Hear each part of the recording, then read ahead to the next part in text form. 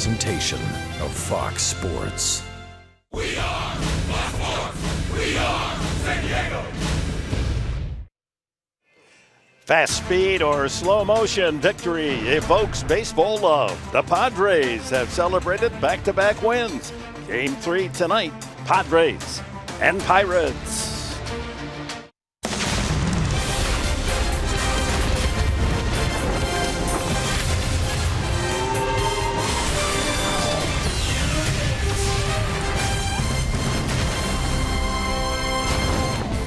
That breaking ball is wicked tonight. Drilled to deep left center field. Watch how far it goes. Can he make the move? My post just went through the roof.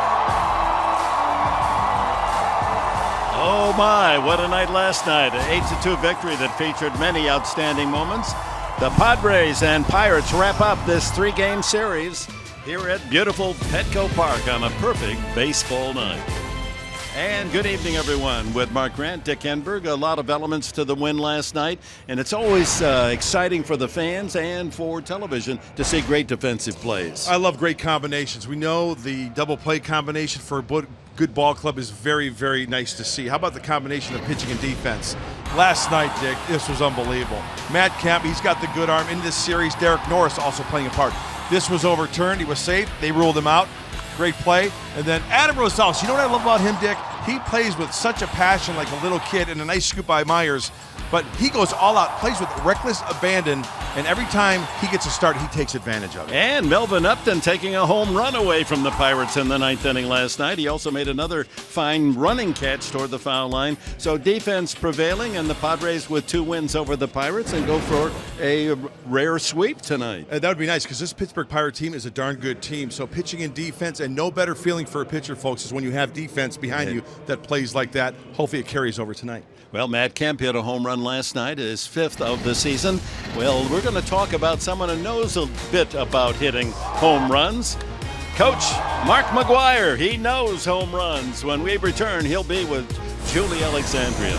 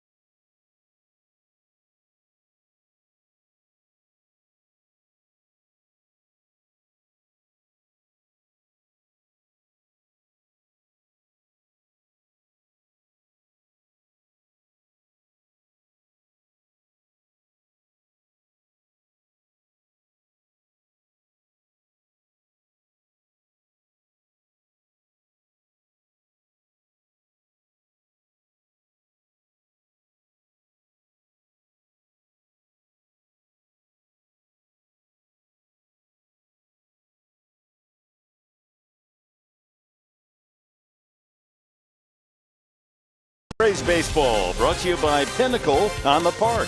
Make your new home here. Visit pinnacleonthepark.com for details. By Petco, your complete pet store. By your San Diego Buick and GMC dealers.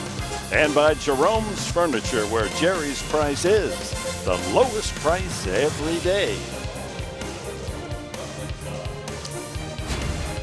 Well, Matt Kemp and bench coach Mark McGwire have a relationship that dates back to when they were both in the Dodgers organization, and he works with all of the guys in the cages before the games. And yesterday, he saw something in Matt Kemp.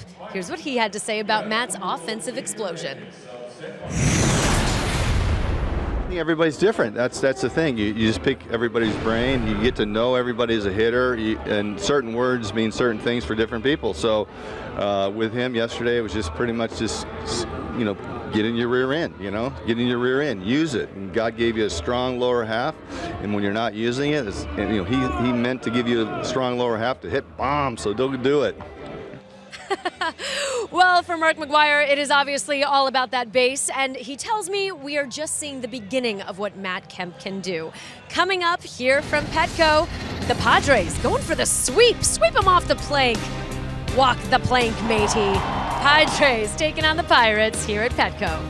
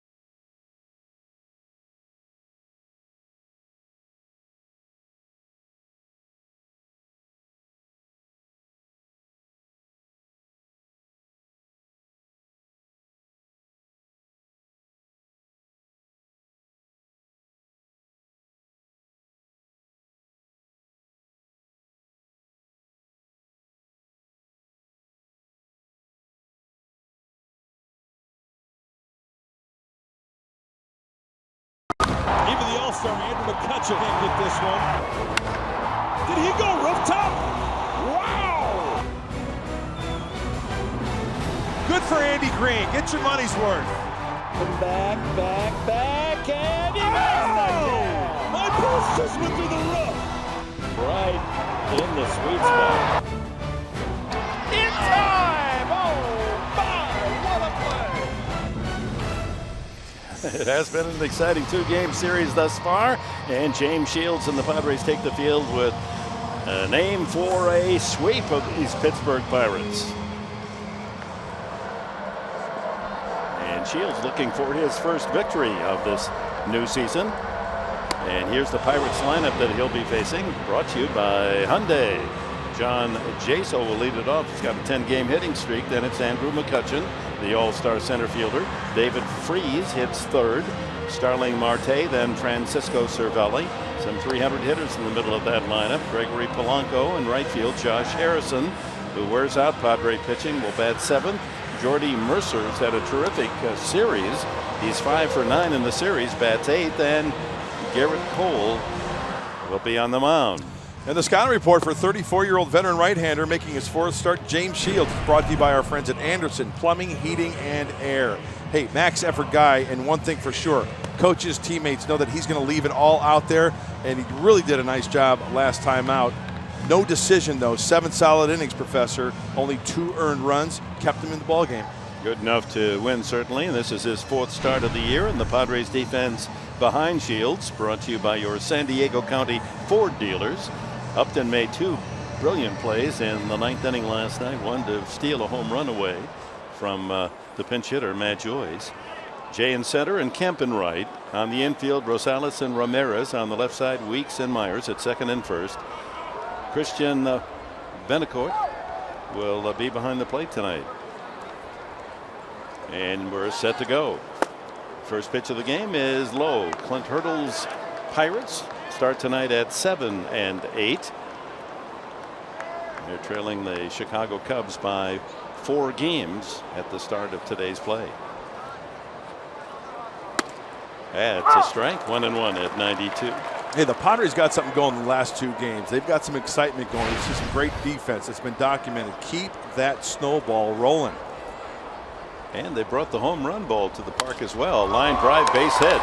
Doesn't take Jay long to extend his hitting streak.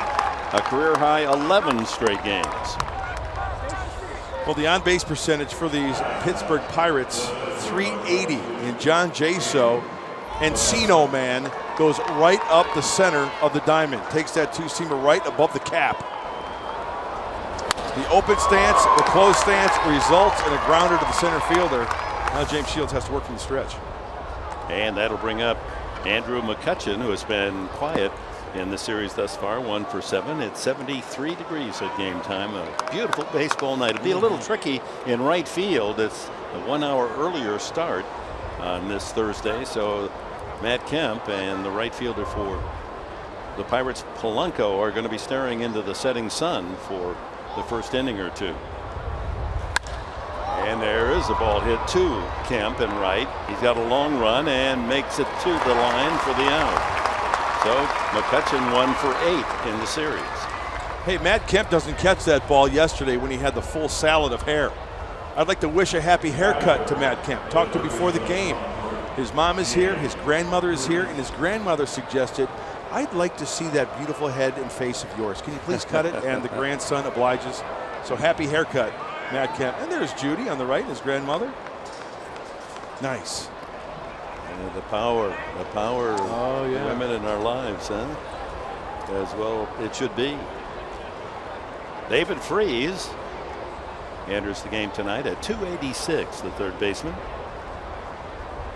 Infield looking for a double play chance. And the first pitch strike. Mentioned that on-base percentage for the Pirates, .380. That's first in all of Major League Baseball. 32 points higher than the second team, which is the Cardinals. And so they get on base. And they also have the best batting average as a team of any Major League ball club at .291. So they bring hitters to the ball yard. Ground ball to third, could be 2. Rosales to second, Weeks to first, double play. Around the horn, 5-4-3, and pitcher's best friend makes an early appearance at Petco tonight.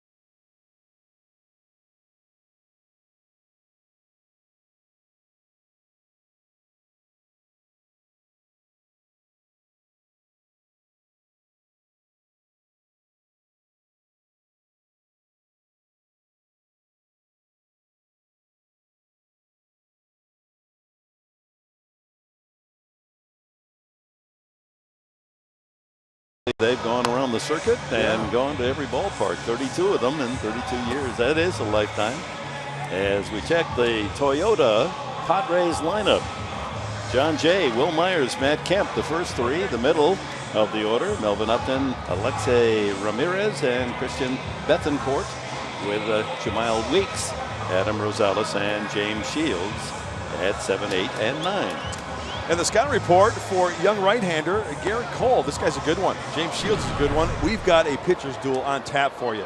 His scouting report is brought to you by UC San Diego Health. Fastball, slider, curveball, changeup. He can get it up to the upper 90s. He's been touching 100 at times. He's just a good old-fashioned, here it is, see how far you can hit it type guy. 94 on his first fastball that sails high. Quinn Walcott calling the balls and strikes. Crew chief Brian Gorman at first, Mark Carlson at second, Ryan Blakely at third. And 2-0 to John Jay. He's had a good series, 5 for 8 with a couple of walks.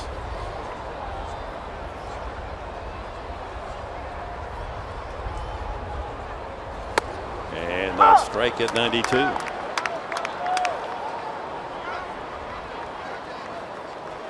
Former All-America at UCLA, Garrett Cole, Orange High School in Orange County. 2-2, Jay. He's got a nice, easy delivery, and I love the physique of Garrett Cole. Big kid, 6'4", 230. I mean, look at the ham hocks. Look at the upper body. Look at the shoulders. The high three-quarter delivery. He will go up the ladder, and you know, it's almost like Andrew Cashner, Dick.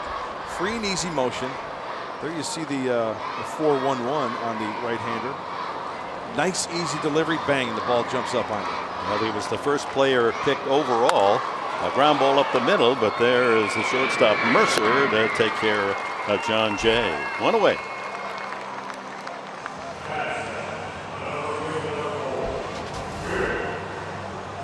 In the National League ranks last year, in wins, 19, just behind Jake Arrieta with 22. Home runs allowed, only 11. Fifth best ERA. Quality starts fifth.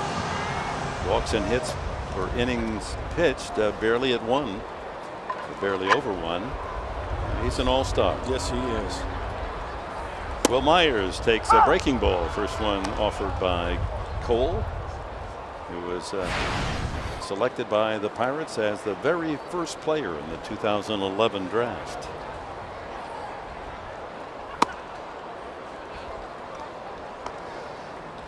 Ball and a strike to Myers. Last 12 games, Will hitting at .294 with 3 home runs. Matt Kemp to follow. Pours that one in at 94. Double digits in wins, 13, 14, and 15 for Garrett Cole. So that's consistency there. He's only 25. And it's 2-2. Drew Pomerantz, what an effort last night. Did not allow an earned run. A season high for a Padre pitcher, 10 strikeouts. That was a personal high as well for the left-hander. Tell you what, he had the Captain Hook working last night against these Pirates, didn't he? He was downright filthy nasty last night with that hook. Maybe as good a curveball as any left-hander in the National League. Full count now to Myers. High fly ball, shallow center. McCutchen eases his way under it. 2 gone.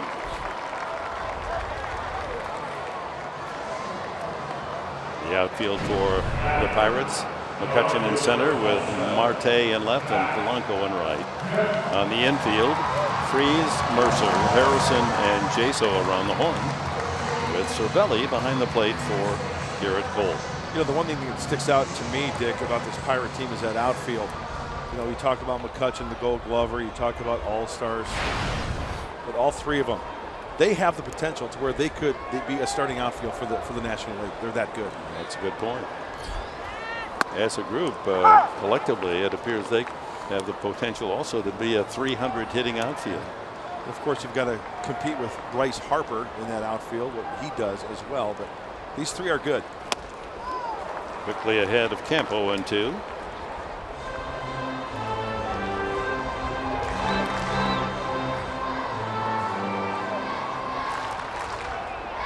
Shift on. And last night, Kemp hit a bomb. Left center field, 441 feet. One of the longest ever hit here. And certainly the longest this year. Pulled foul. That was a nice quote by bench coach Mark McGuire on Matt Kemp. A nice job by Julie Alexandria. Hey, using the rump, using the backside, right? Baby got back. God gave you that strong That's backside. 2-2. And pitchers use that backside as well, don't they, for the Absolutely. power pack? You know what? I've always been a firm believer, Dick, as a cuteness sighting here, future big leaguers. The core and the upper part of your legs, very, very important for hitting and pitching alike. High fly ball to center. McCutcheon. Oh, will that come down? Oh, that was a major league fly ball. 1-2-3. The Padres go in the first.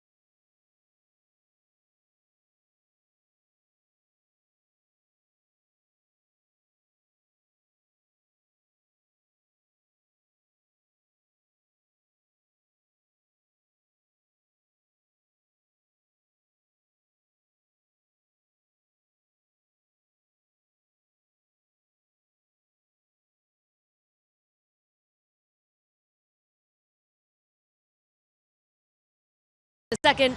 Well, unfortunately, yet another injury update for you guys. When it comes to left-handed starter Robbie Erlin, he has been placed on the 15-day disabled list with a left elbow strain. So the Padres have called up from AAA El Paso right-handed pitcher Lionel Campos, actually. And also, we will get an update, hopefully by the end of the game, on Tyson Ross's MRI coming at you. Keep your eyes on this one, Julie. It's right near you. And just out of the reach of Will Myers. I thought you were going to charge that one. That was in your zone. Come on now. I could have caught that, you guys. I could have caught that. Bring your glove. So Campos replaces Erlin in the pitching figure. Actually, Myers overreached there.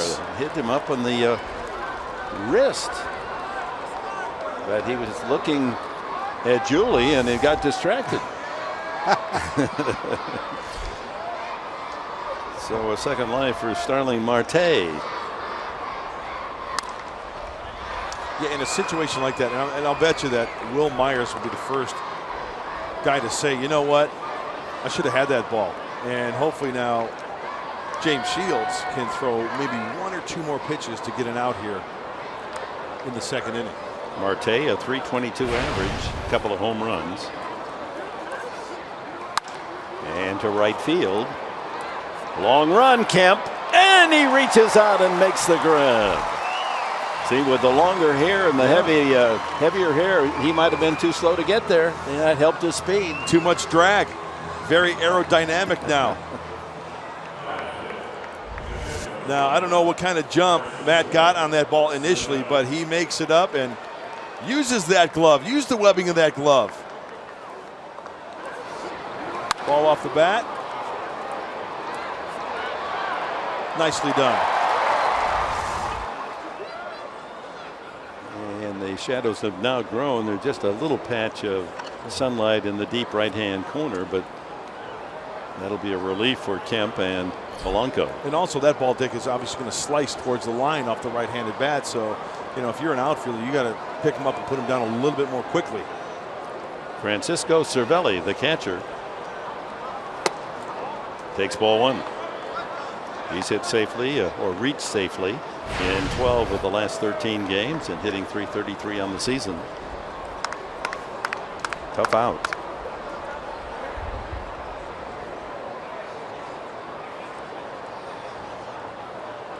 They bunch him toward the lines. They give him all of the center of the diamond. 1-1.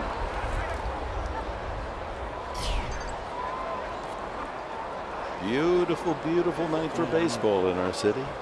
Hope you're making plans for the weekend. The St. Louis Cardinals here tomorrow night, Saturday night, and Military Sunday.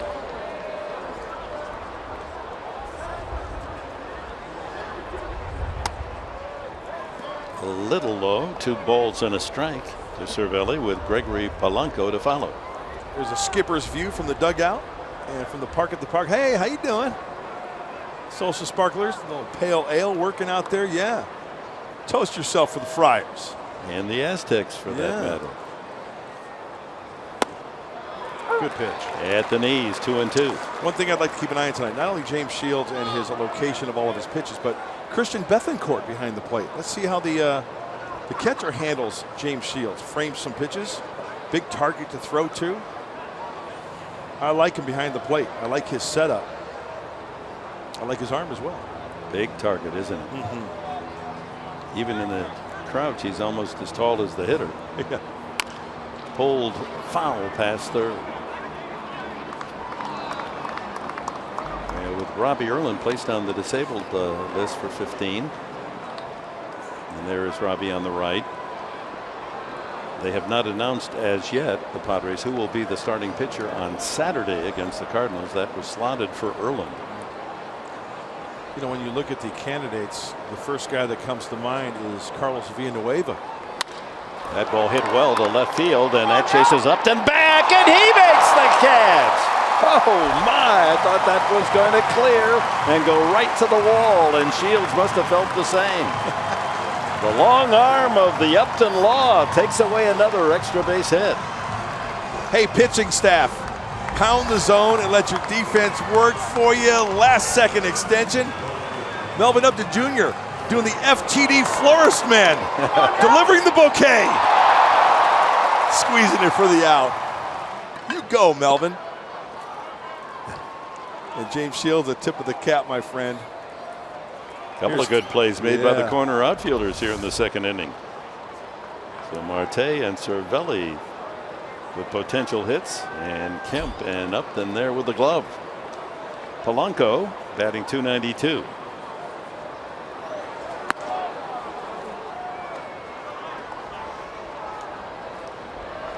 Polanco's had excellent results against Padre pitching in his career, hitting .340.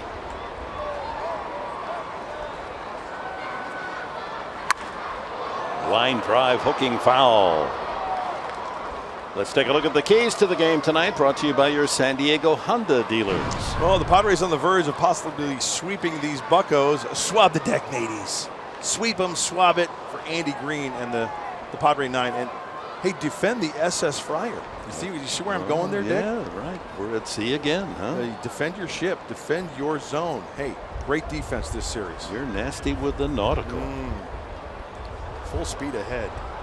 Maybe. Hit well to right. Can Kemp get back? No, that's going to rattle the boards on one hop.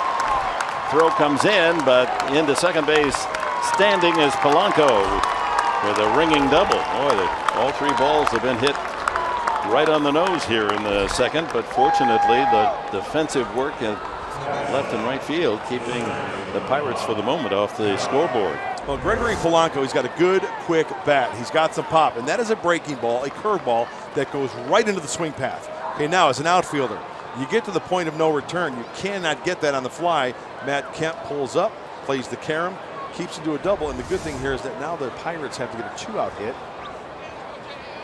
See if James Shields can make an adjustment on that breaking ball to Josh Harrison. Polanco continues his healthy hitting against Padre pitching, and here's Harrison.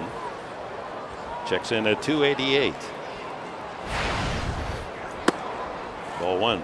Last night, the Pirates, with runners in scoring position, came up short, 1 for 9, and they're 5 for 24 in the series.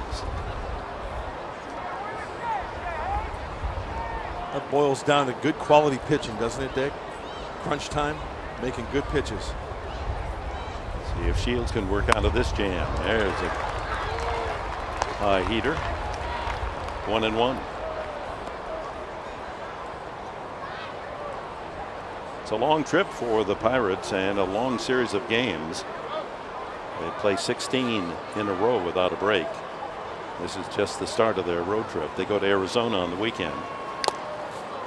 Fouled at the plate. And how about those Diamondbacks? They sweep the Giants in San Francisco. Won again today. A 4-game sweep. That's happened to the Giants only twice since AT&T Park was built. That's tough to do. And Arizona's won 5 in a row. The Giants have lost 5 in a row. In fact, if the Padres win tonight, they move above San Francisco in the NL West standings.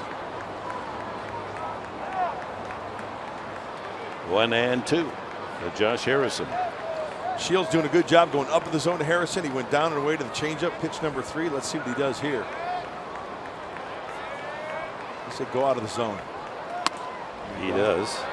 No bite from Harrison. So with the results today, the Dodgers won in extra innings at Atlanta. Colorado not scheduled. So Arizona now 9-8. And if the Padres win 7-9, will jump them ahead of San Francisco 7-10.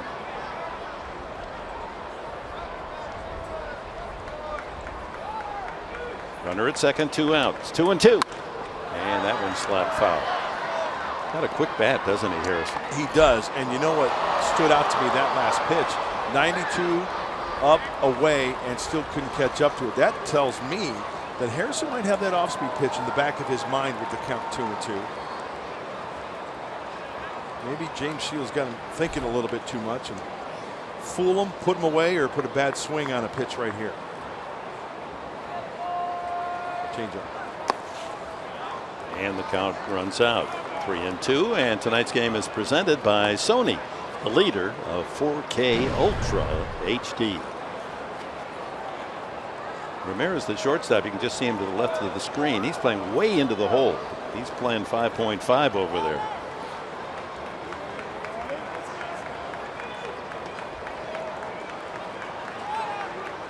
Full count. Line drive. That's going to fall in front of Upton.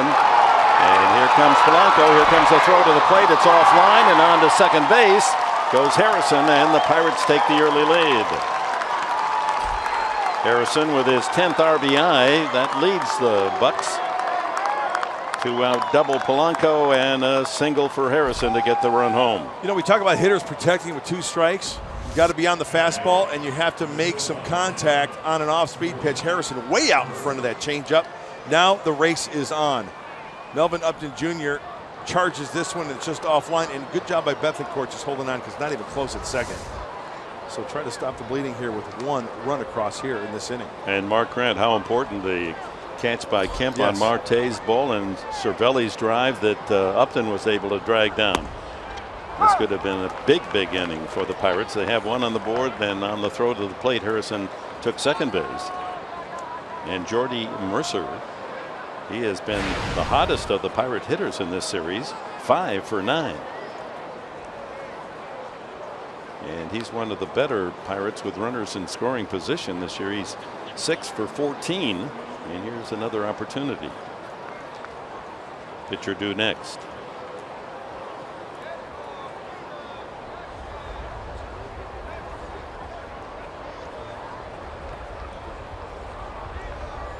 Well, Professor, you know how we always talk about magic numbers and scoring runs. And this early part of the season, it seems like the magic number for the Padres is 3 runs. Well, that's for certain. They've won each of its 6 games this season, in which they've scored 3 runs or more. And the reverse of that, they're 0-9 when they score less than 4. There's a great one right there, number 51, Trevor Hoffman. I wonder if that mural's near the relief station. It might be, huh? Yeah, I think it's right around the corner there. 1 strike the count on Jordy Mercer. Harrison off second.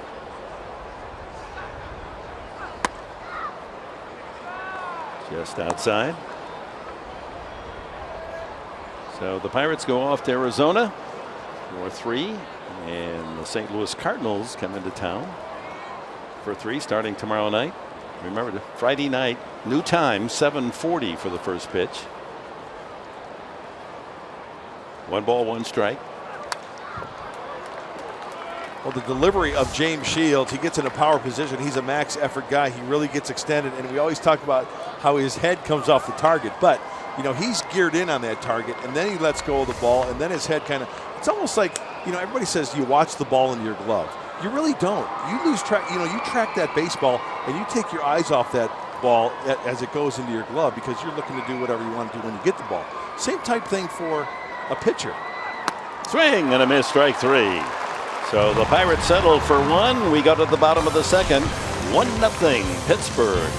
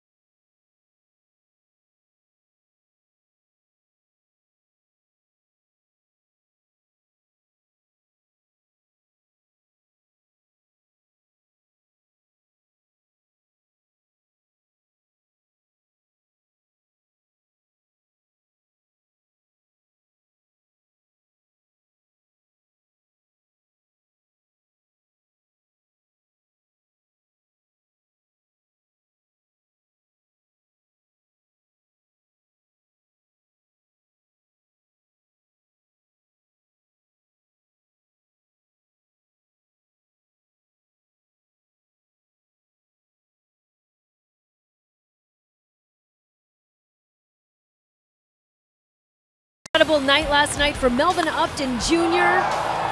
Just all those defensive skills put on display as he goes back and catches what would have been a home run by Matt Joyce.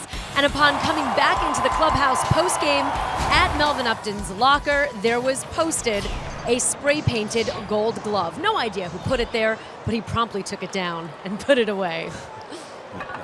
That's good. Yeah, the clubhouse pranks, that's part of camaraderie, huh? Absolutely. Here is Melvin Upton to lead off the Padres second, trailing 1-0. He's been much more selective the last week or so. He's walked a lot. Of course, he had the game winner over the weekend in 14 innings. Ooh, big breaking ball, 1-1.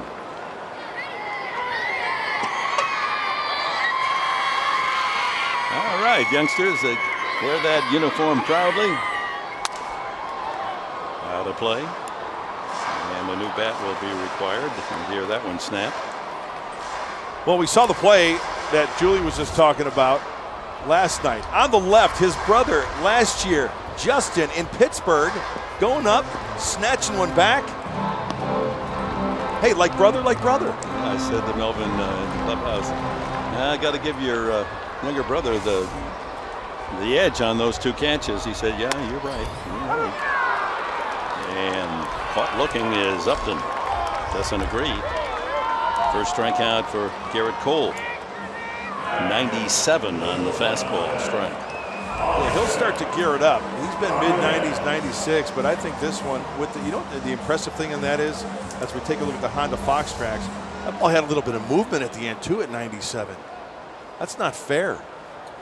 Cervelli did frame it, but it was a strike. Yes. According to our Fox tracks, brought to you by Honda.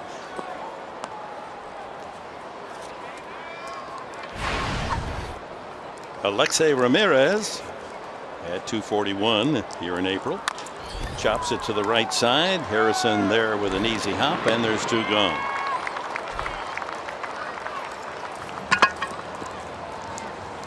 Well, last year, this big right-hander had the 5th fastest average fastball. Syndergaard of the Mets at 97.1. Yeah, now, Dick, you make a good point. That's the average. Okay, he can add and subtract from that. He's been clocked at 100 at times. He's not going to do that every time, because when you take a little bit off, it creates a little bit of movement. It's almost like having 2 or 3 pitches. That's pitches with a P. 95 on that one. Yeah.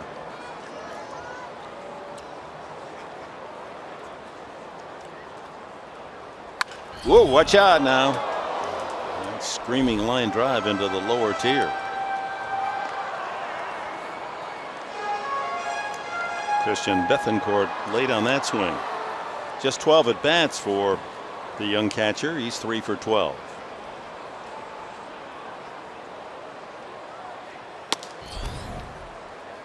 Movement on that. Yes. 96. Yeah. Try hitting 97 with movement away on the outside corner, knee high. Buena suerte. In the dirt with a breaking ball. 2-2. Probably by design. That's one other thing that Garrett Cole can do is locate the breaking ball when needed out of the zone. Kind of like James Shields. He can locate that changeup out of the zone when he's ahead, as Jamal Weeks waits on deck.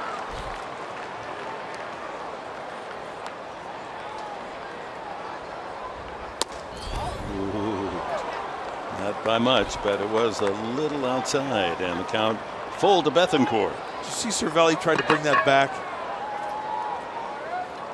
Had him 0-2.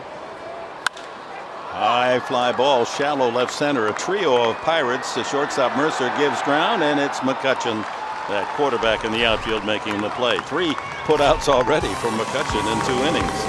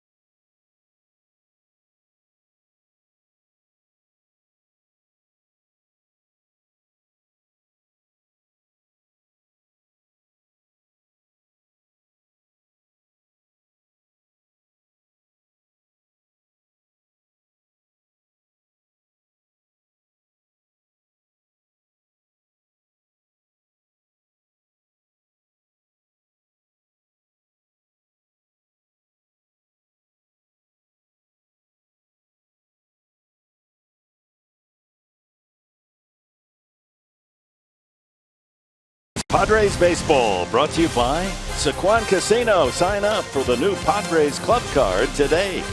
By T-Mobile. Get major league coverage. T-Mobile has doubled its 4G LTE in the last year. And by Mercury Insurance. We're on a mission to save you money. Log on to mercuryinsurance.com today. To the top of the third, the Pirates leading 1-0, and the pitcher Garrett Cole, who's 1 for 4 so far this year, is the hitter. He's a 171 lifetime average. He's hit a home run. He'll run into one now and then. Shields falls behind, a couple of pitches outside.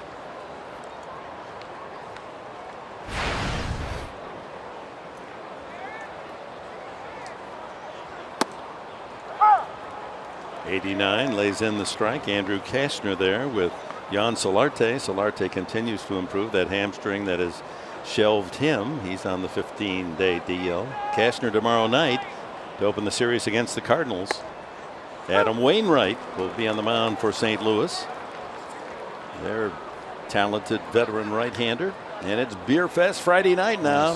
5 o'clock out on the park in the park. No bad hops tomorrow night. Swing and a miss.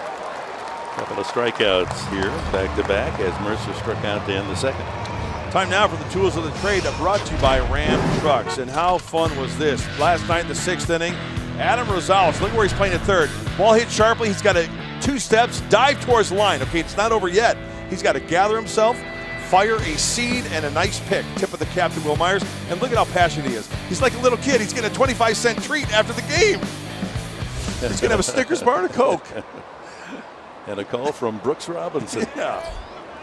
Leadoff hitter John Jaso ripped a single to center field to continue his hot hitting. 11 straight games, his personal best. And in this period of time, 11 hitting well over .430. And if there's anybody who should know James Shields very well, probably the best in Pittsburgh, it's John Jaso. He caught him in Tampa. He was his battery mate there, 2008, 2010, and 11. Yeah, Jaso better known as a catcher, but with Cervelli, Jaso taking over that first base position. Yeah, he was behind the dish and calling the shots for James Shields with the Rays.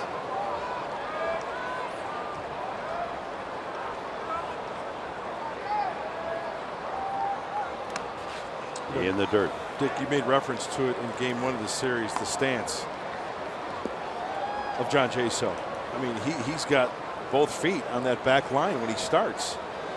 Look at, but when he has that pitcher in that position to where he's about to throw the baseball, he squares up just like any hitter in a good power position. Front foot is down and the hands are back right there. Sails that one off to the left side. Every hitter has their own little timing mechanism, comfort zone to where they get in. But I've never seen anyone that exaggerated. I never have either. I haven't. You're absolutely right. And he's almost halfway out of the batter's box with both feet. Outside, 2-2. That's the setup. Okay, now the pitch is coming. Watch the front foot. Square towards the pitcher, hands are back.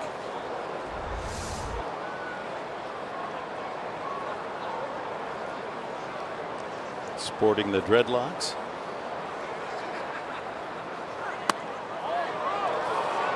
Not quite on the edge. Shields wanted the call. Full count.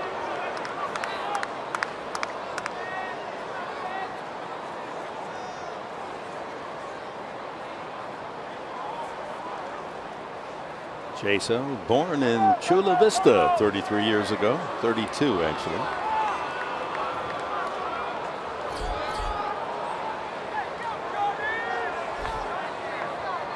Was offered a scholarship with the Toreros up on the hill, University of San Diego. Elected to go professionally. Sends that one to left field. Upton spots it and squeezes the second out. Follow the Padres baseball live with MLB.com @bat app. It's awesome. Stay up to the moment at any moment with game day, live game video highlights, StatCast news, and much, much more. Download MLB.com @bat, the #1 app for live baseball on your phone and tablet. Sometimes you wish you had a microphone on the mound because Jaso, as he saw the ball caught by Upton and retreated back toward the dugout, ran right in front of the mound and turned to Shields and offered some remark. He'd like to know just what kind of banner was going on there. Two-way, bases empty to Andrew McCutchen. Fly to right field his first time up.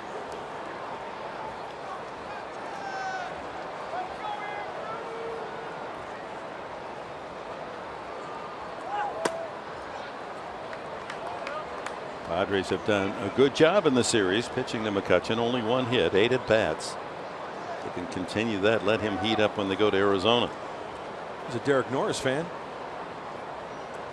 Or is that Derek Norris? It could be.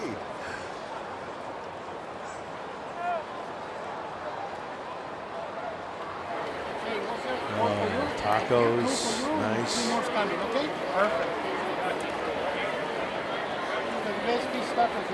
There's something for everyone here. Any taste, you can find the food that you will favor here at Petco Park.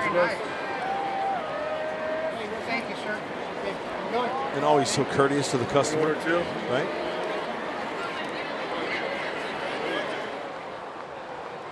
Three and 0 to McCutchen. And a 4-pitch walk. Almost a pitch around.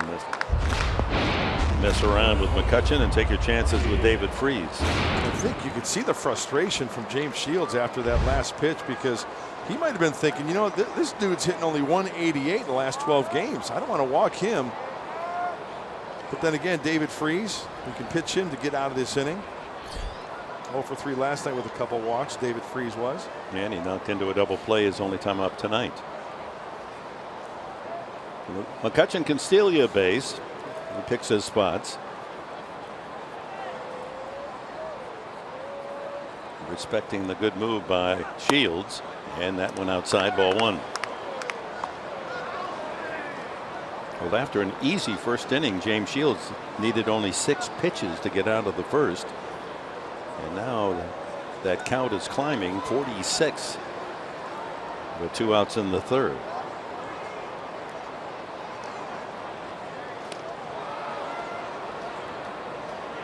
Always a nice nugget to remember. James Shields, since 2006, 35 pickoffs.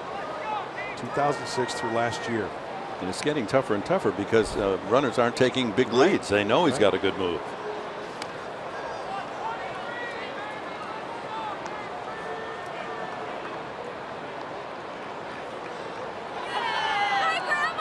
Future Padre, 2000. Okay, I get it. An aunt to a future Padre. All right. Well, that took some forward thinking to get those T-shirts. Got to be careful of the arrows now. And that's 6 straight out of the strike zone from Shields. And not missing. Looked like a cut fastball away. And once again, you know, we show you that Fox tracks, and it's accurate. It's very accurate. It's been calibrated, and it's spot on. It does a good job to indicate where those pitches are. McCutchen with his lead. 7 straight out of the zone. Walked McCutchen on 4 pitches and now falls behind Freese 3-0. 2 outs. Pittsburgh with a 1-0 lead. He's thrown only 1 strike in the last 10 deliveries, Shields.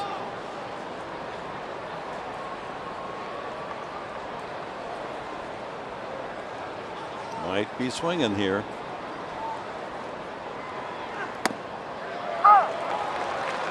Little cutter, made sure he threw a strike. 3-1.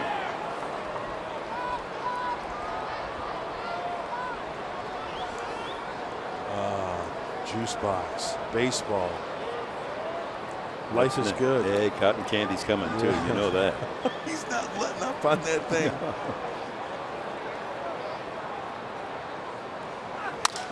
Broken bat roller to third. Rosales has go the long way and gets Freese by half stride. Middle of the third at Petco, and the Pirates lead 1-0.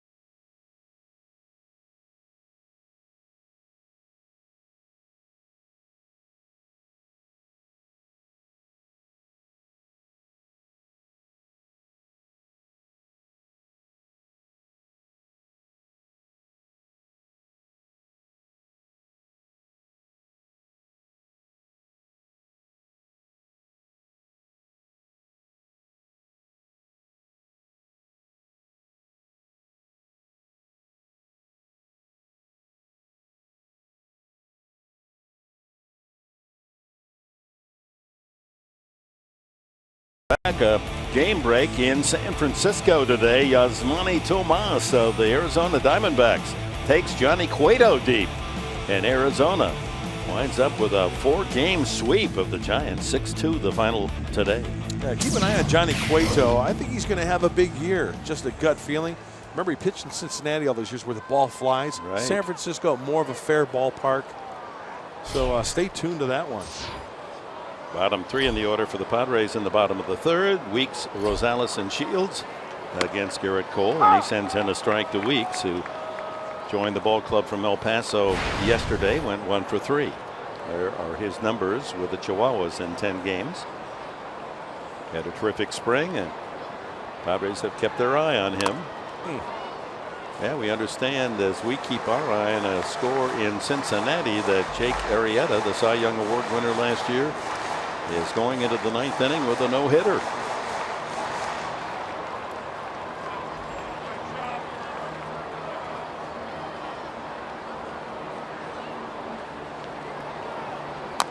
Fouled away. Weeks was a top draft pick by the Oakland A's in 2008. He was the 12th player overall selected.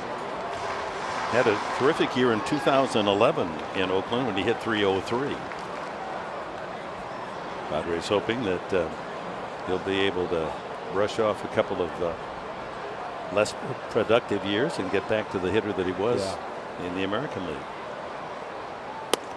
And he takes strike 3 at 95. That's the 2nd strikeout for Garrett Cole. And you know what? I have to tell you, that is paint at 95, right on the outside corner. The edge of the baseball, catching the corner, and look at Cervelli. I mean, like a statue, just sticking that one. No movement from the glove. It's a good pitch.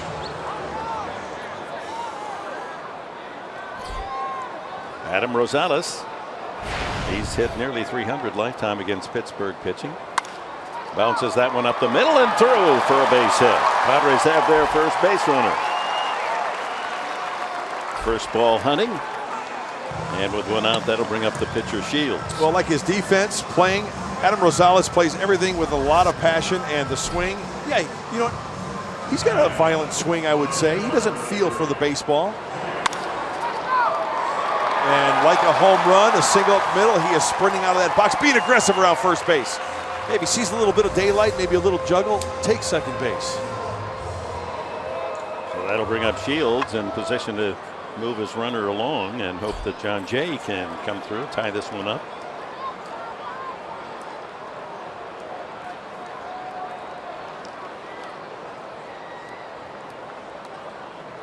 Ooh, didn't square there. Maybe he missed a sign, and now steps out of the batter's box as Glenn Hoffman goes through a series of semaphore down there at 3rd.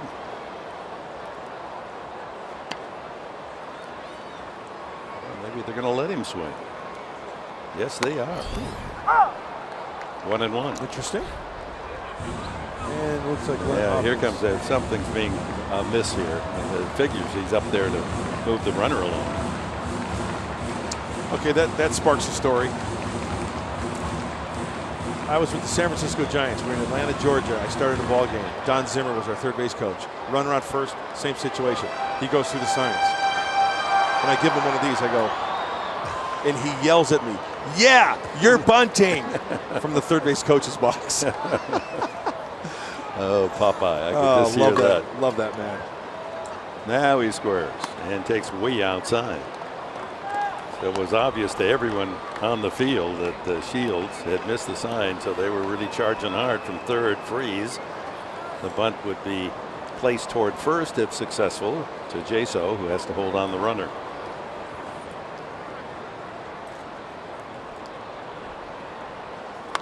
And it's a beautiful bunt. Cole has one play to the second baseman Harrison. Sacrifice successful, and Rosales with 2 outs in position to tie it up. Very nice. Executed perfectly. A couple of things going on there. The first thing rather, I should say, is Shields, the technique. Watch the barrel of the bat, top of the baseball. Does he poke at it? Sure he does, a little bit, but he successfully gets that ball down by hitting the top half of the baseball. Now, see the trajectory of the ball. As a base runner, you've got that secondary lead. You can pick that ball up off the bat. As soon as that ball starts to go down, Rosales is off to second base.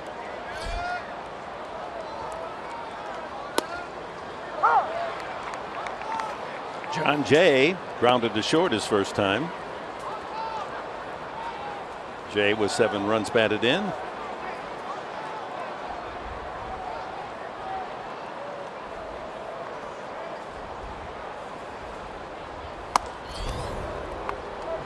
One and one.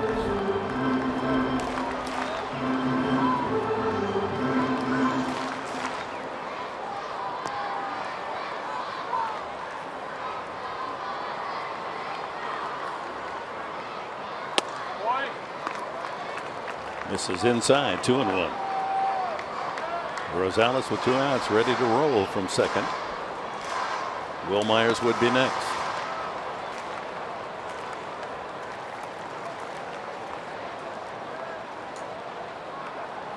Ground ball right side, and it's snuffed by Harrison. He won't get the out at first, but he saves a run. Throw back to third. Rosales has to hold at third. Oh, Harrison diving and smothering that bid for a base hit, John Jay. And Rosales has to hold at third.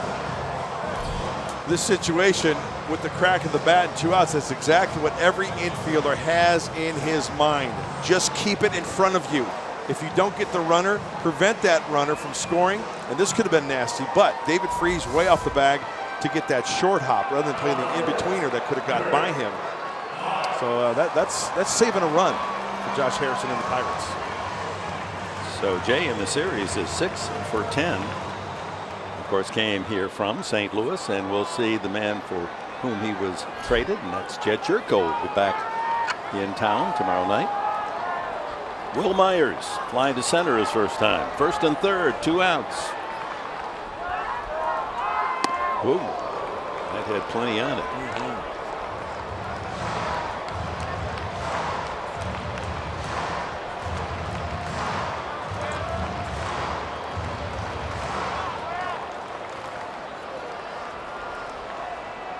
Singles by Rosales and Jay.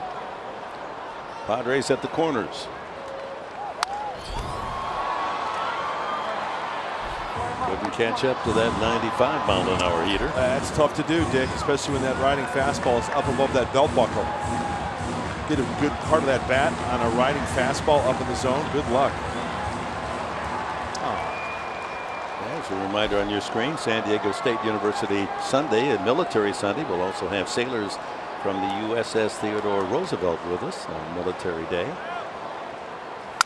Broken bat, roller to the mound. Cole races it over, and they're going to say no, that was a foul ball.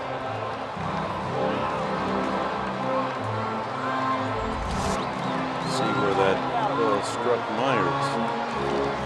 On the right knee. Wow, that's hard to do. Oh, that's a great shot. Put a little Manny Mota stick-em on there. You know, Will Myers, we've documented this ever since he came to the Padres, but no batting gloves, but he will tape his knuckles and his thumb. Kind of, you know, you get a hot spot. Once you swing the bat with no gloves, you'll get some blisters, some calluses, and hot spots. Almost like breaking in a new pair of shoes. You get that blister back on the heel, right? You put some tape back there, and a lot of tape on that bottom hand for Will. Tying run Rosales 90 feet away. Jay leading from first.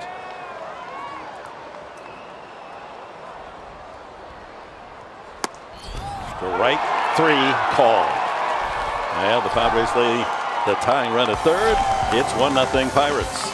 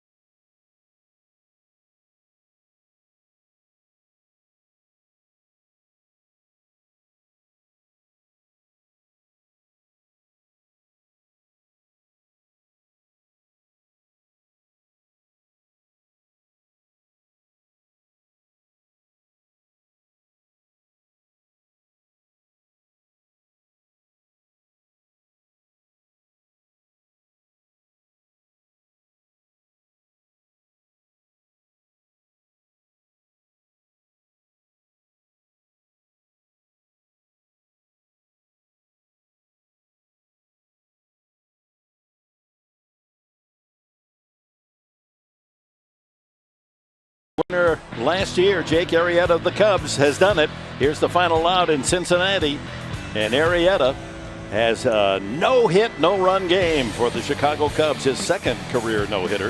He threw one last year at Dodger Stadium. So on the road, both of his no-nos. What's that fan doing in the middle of the celebration? Well, he'll be in cuffs, spending the night in the downtown jail in Cincinnati, and he'll be watching the highlights of that game in his cell. We go to the top of the fourth inning, 1-0 here. The Pirates in front with Marte, Cervelli, and Polanco, the middle three in the order, against James Shields. Marte out on a good play made by Kemp in right field the first time.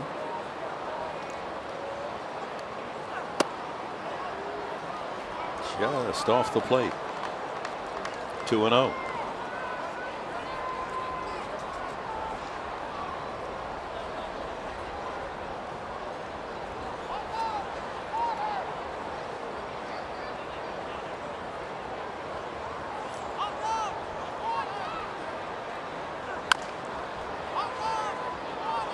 Well, Mark Sweeney is back in form and back on the club. You know, he took a couple, 3 days off. You know, when you're hitting like he does, you get a chance to, you know, have a breather, be with the family. Great to have you back there, Dimples. Well, thank you for having me. But obviously, feeling more comfortable in the outfield. I'm sitting here out in right center in the perch. Pretty nice view out here. In the perch or the porch? The perch. I am sitting here, 2 seats. It's gorgeous, right in the right center area. What's the atmosphere out there like, Mark?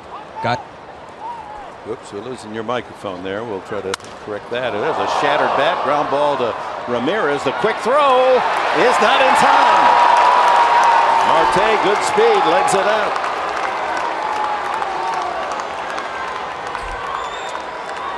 But because of the broken bat, that ball really doesn't jump off the bat of Marte, but good range by Alexei Ramirez, and he's got speed down that line. So here's contact. Okay, shattered bat, right, not off the sweet spot. So ball's going to take a little extra time to get out to shortstop, but Alexei plays it nicely. The spin towards his glove hand side and beats it out. Had to be a distraction, the fractured bat that flipped toward the shortstop position. 4th hit for the Pirates tonight. Leadoff man aboard for Cervelli. He was robbed of a hit by Upton with a running catch leaping in left field back in the 2nd inning. Not happy with the call, Cervelli. He can't argue too much. He can only say, I hope you're going to give that one to my pitcher on the border.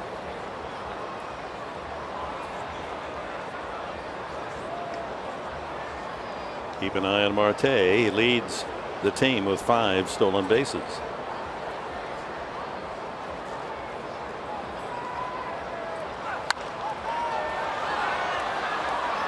Two strikes on Cervelli.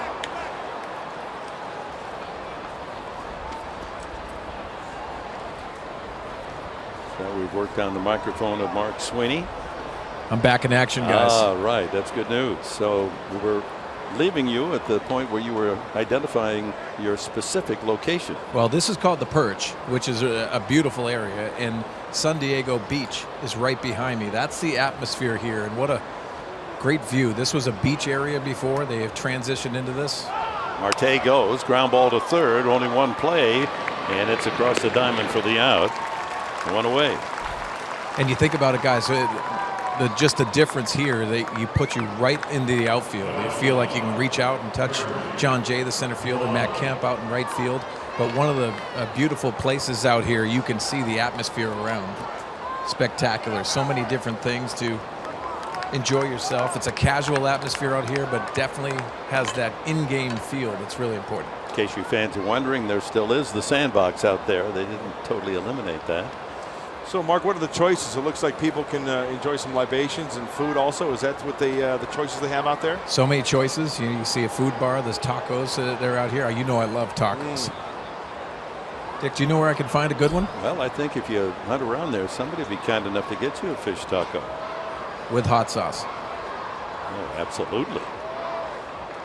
So runner at second and a ground ball pulled to the right side. Weeks able to skid after it. Throws a little offline, but Myers with that long reach able to maintain contact for the second out.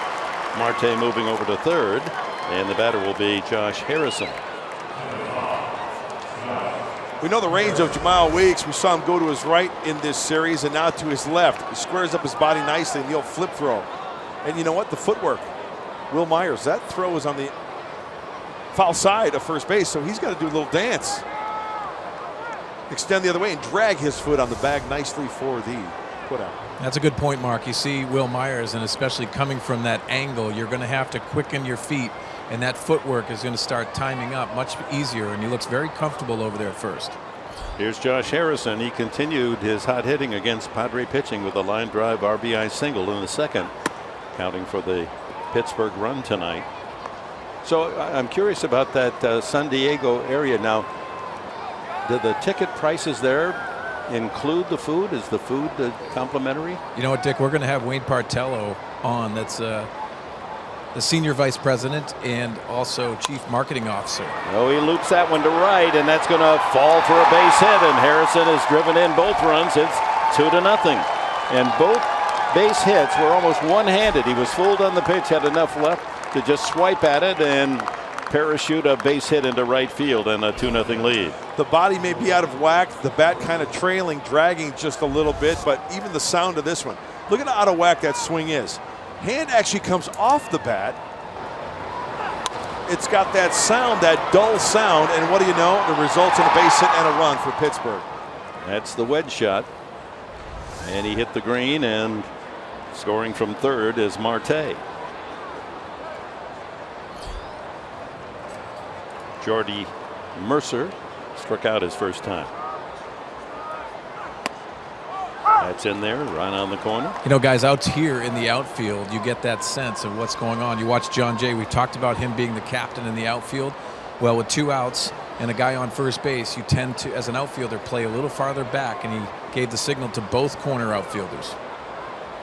Protect against that extra base hit that would score a runner from first. 1-1.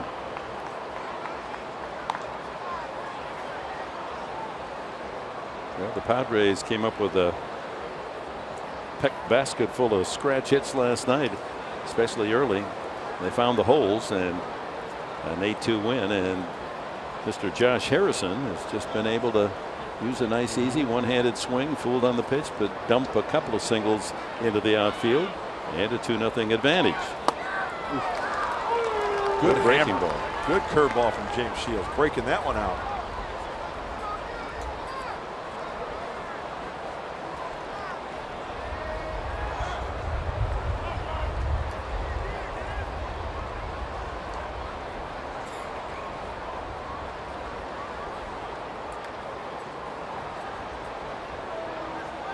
One and two. Late swing foul. You know, guys, we talked about the scenario of moving back as an outfielder, especially with a guy on first base, 2 outs with 2 strikes. They will tend to move in just a little bit, even maybe slightly over, but that goes all the way to the shifts and where they're going to play a particular hitter. Figuring that a hitter like Mercer isn't going to take the big rip at it, wouldn't hit the ball as deep. And if Shields pitches him away, he's got a hole on that right side that he can just punch something that way. Big break by Harrison, and he has second base stolen. So he moves himself into scoring position. Picked a good pitch to run on as well. Big breaking ball in the dirt. Just the luck of the draw. His 4th steal of the season. That breaks a tie with the Padres. The Padres and Pirates in Cincinnati all tied for most stolen bases so far this year. 11 team steals. Now you got the first base open. You got the pitcher on deck. He did strike him out the first time in the second inning. See if Shields tries to make him chase something off the plate. Maybe a changeup or a fastball away.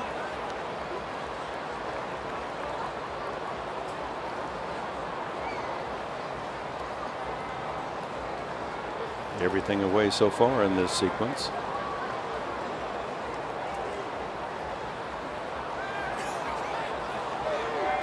Shields likes to call his game more than any Padre pitcher. He and Bethancourt trying to get on the same page. Big jump Harrison. Bethancourt in the transfer. I'm not sure he could have made a throw that strong to get Harrison anyway.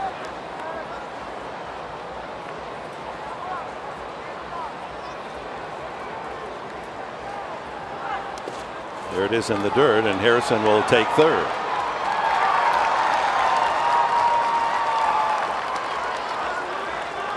Another breaking ball. So full count to Mercer. That's a tough chance for Bethancourt. Yeah. I mean, he set up correctly. He did everything he was supposed to do. Sometimes the ball bounces the way you don't like it.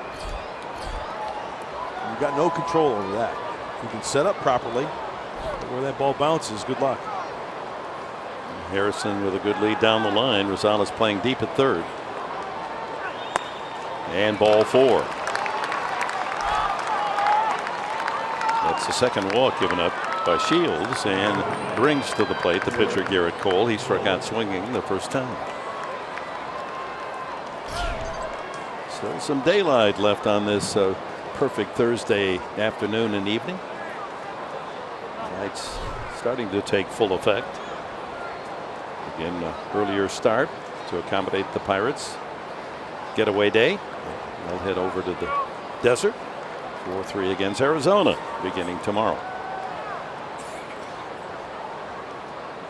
See Bethancourt out in front of home plate giving some signs if in fact the Pirates elect to run Jordy Mercer. Giving a series of signs. Could be a decoy. Fly ball slicing into right field and into foul territory, just into the stands. Myers over there to take a look.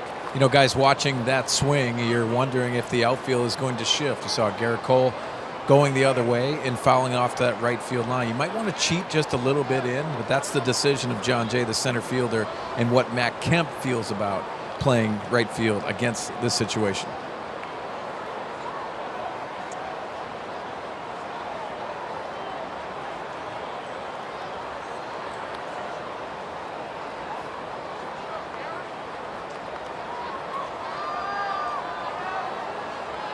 First and third, 2 outs, a run home here in the fourth. A 2-0 Pittsburgh lead.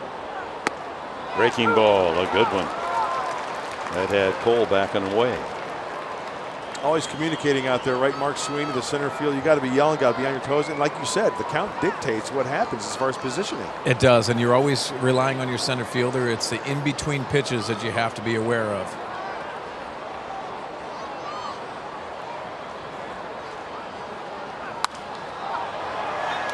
Mark, to your point, if you're on the corner outfield and you trust your center fielder and he knows what the scouting reports are, he understands situations, you just peek over and you see what you're feeling. And even if you're a corner outfielder, especially Matt Kemp, Melvin Upton Jr., they have enough experience where if they're going to take some chances, they'll tell John Jay in center field so he can shift with them. Runner goes in the dirt. Here comes the runner to the plate. Shields late covering, 3-0.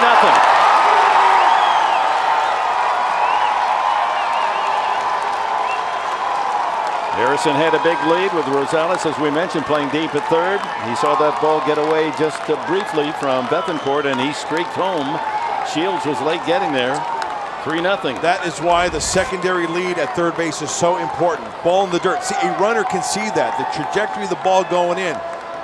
Bethancourt has got to go to his left, get that ball, either feed it or take it himself. By that time, it's too late. He slides in fair territory. Now the part that really hurts, sure the run hurts, but you had an 0-2, now 1-2. That's good base running right there. A couple of wild pitches here in the frame. Mercer winds up at second base. A couple of runs now for the Bucks here in the fourth for a 3-0 advantage.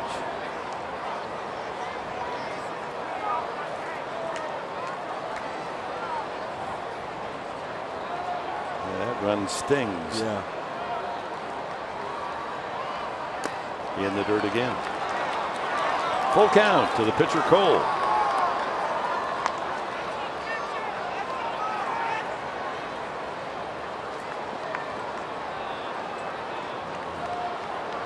Harrison having a good night. A couple of RBI singles and scores a third run on that wild pitch.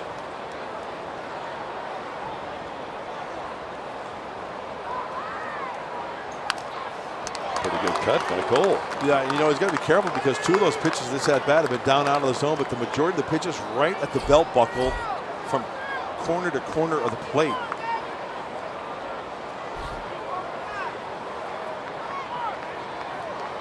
That's what I'm talking about. Look at those pitches right there, Dick. Those even pitchers are liable to hurt you. Yeah. You lay it in there. You know, the one away, you just get that bad head out in front on the outside part of the corner and spank it to right. And he strikes him out. With the damage done, a couple of runs for Pittsburgh. We go to the bottom of the fourth, 3-0 for the visitors.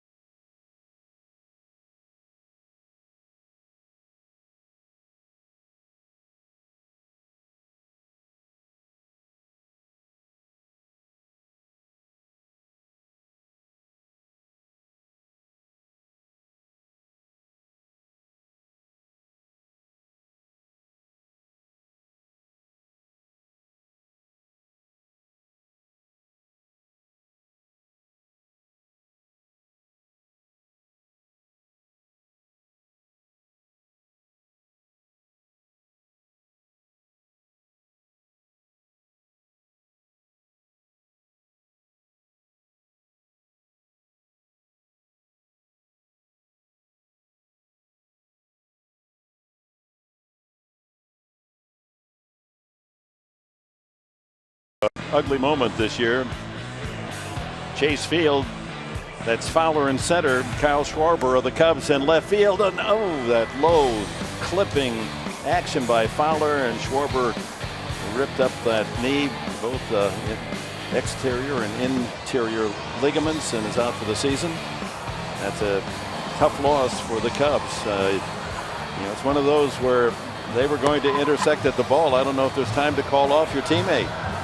How about that, Mark? Well, Dick, you think about it too. It's unfortunate, but Kyle Schwarber, not known for being the outfielder, still work in progress because he was a former catcher, trying to find a position for him because of his offense. But the communication part of it and just extending yourself, not trusting the center fielder Dexter Fowler making that play. And unfortunately, he's out for an extended period of time. Well, Garrett Cole, luxury of a 3-run advantage as he goes to the bottom of the fourth inning, and will face Matt Kemp, Melvin Upton, and then Alexei Ramirez. Good eating night this Thursday. Young Clark Kent. He's going to save the world, find the nearest phone booth, and who knows what a phone booth is anymore. Isn't that something? Anyway, he's going to sit back and have some ice cream and root for the Padres. Kemp fly to center his first time. I'm in a light tower height, his fly ball.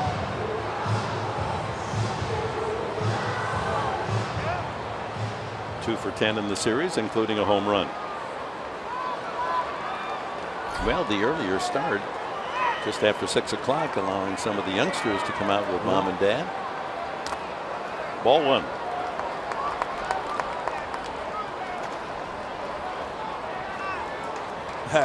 That's cool right there. The full getup. He's got the eye black working.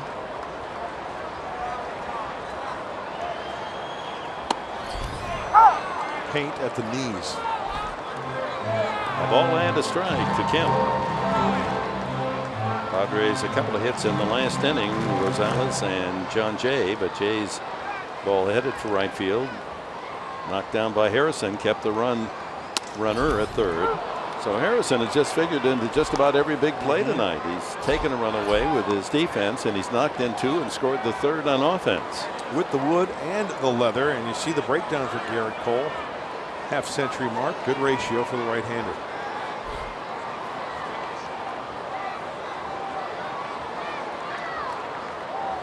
Cole looked a little annoyed there as Kemp backed out of the batter's box. He was ready to pitch Cole. 1-2 the count.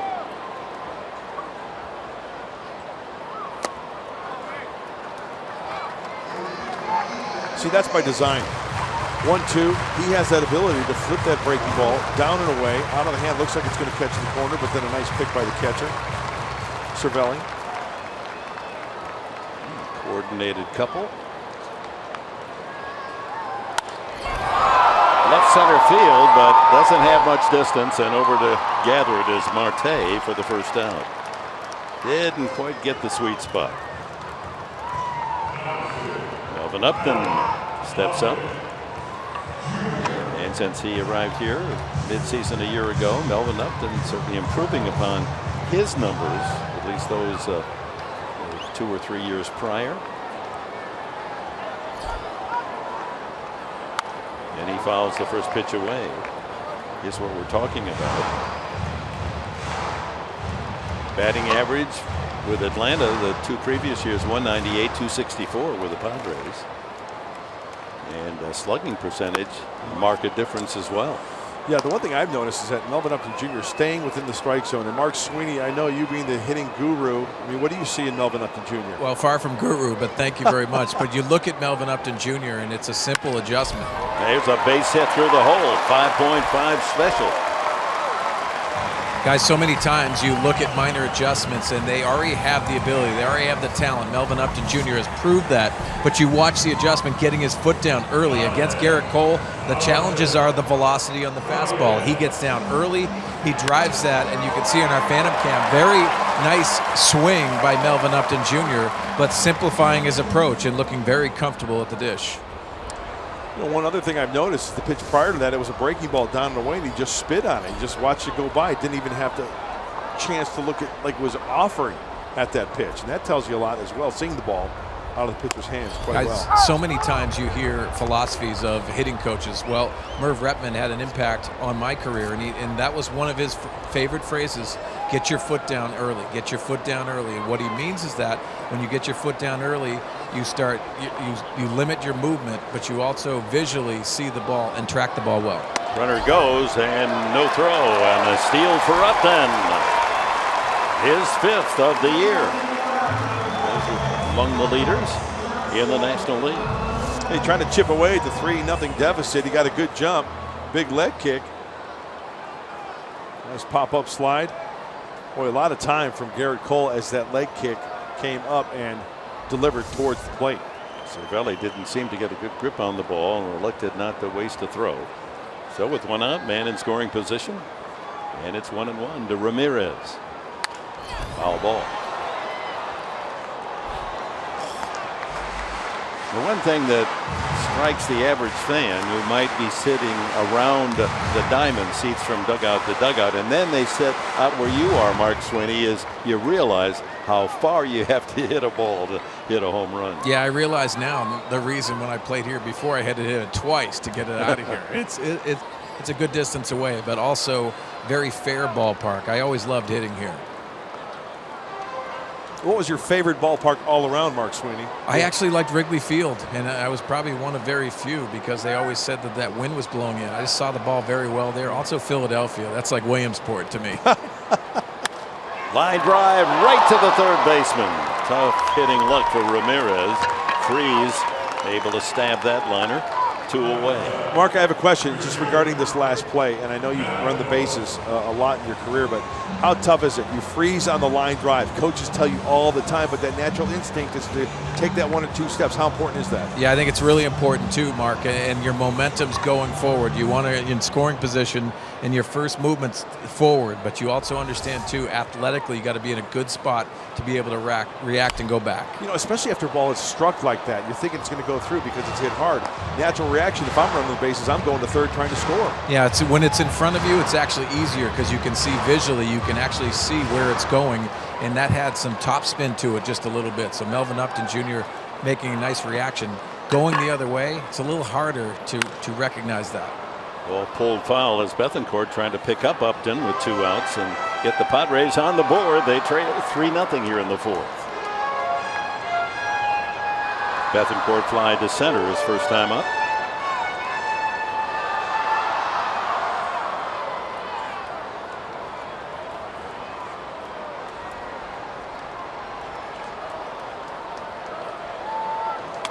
Way outside. 96 on that fastball. Yeah, and that's not easy for Cervelli because he was set up down and in. The first 2 pitches down and in, he wanted to go back down there. But you throw a 96, 97, and have to reach across to try to prevent that from going to the screen. Good luck. Jamile Weeks hoping he gets a chance here in the 4th.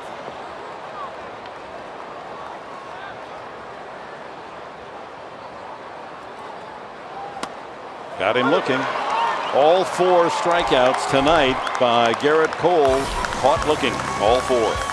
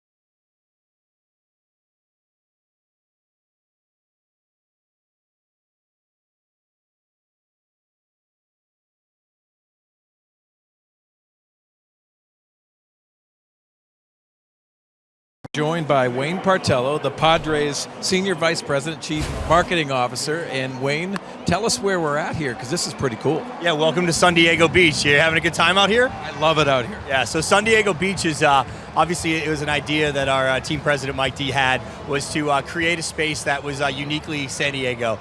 We presented it to Dave Nash, who's the founder of San Diego, who instantly understood what we were trying to create out here. And as you can see, it's an amazing group space down low. Up top is Craft Beer presented by Ballast Point. It is the most craft beers here in San Diego, is right up top, and that's open to the public. So we want fans, while they're at the ballpark, to come on out and hang out up top there. Now, that's the question that I have coming off of that.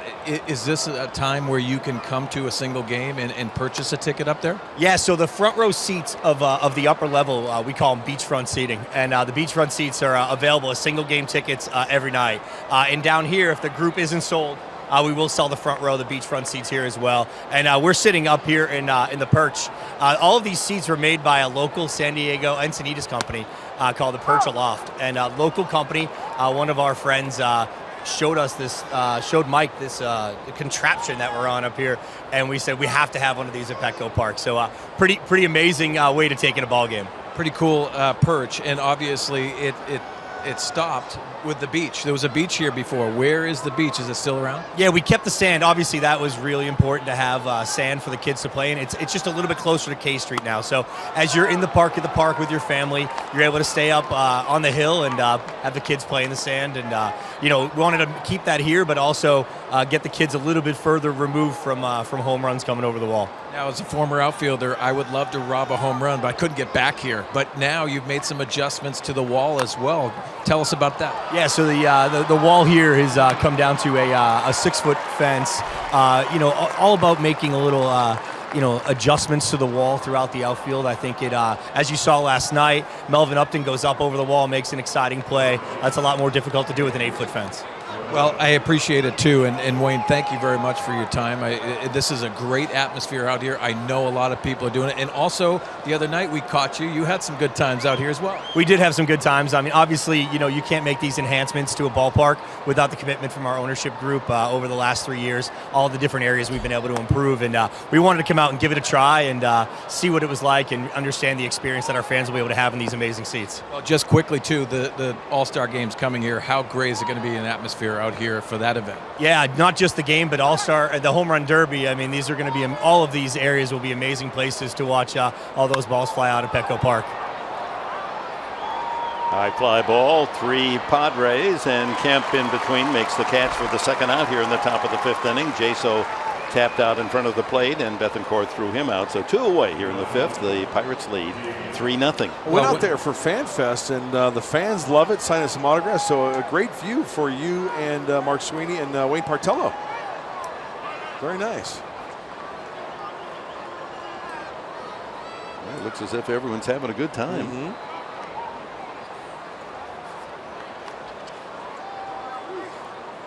David Free is the batter.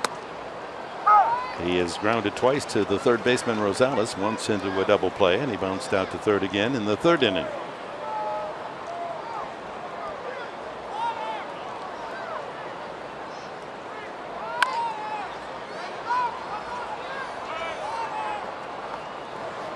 Three runs, 5 hits for Pittsburgh. Padres no runs and 3 singles against Garrett Cole.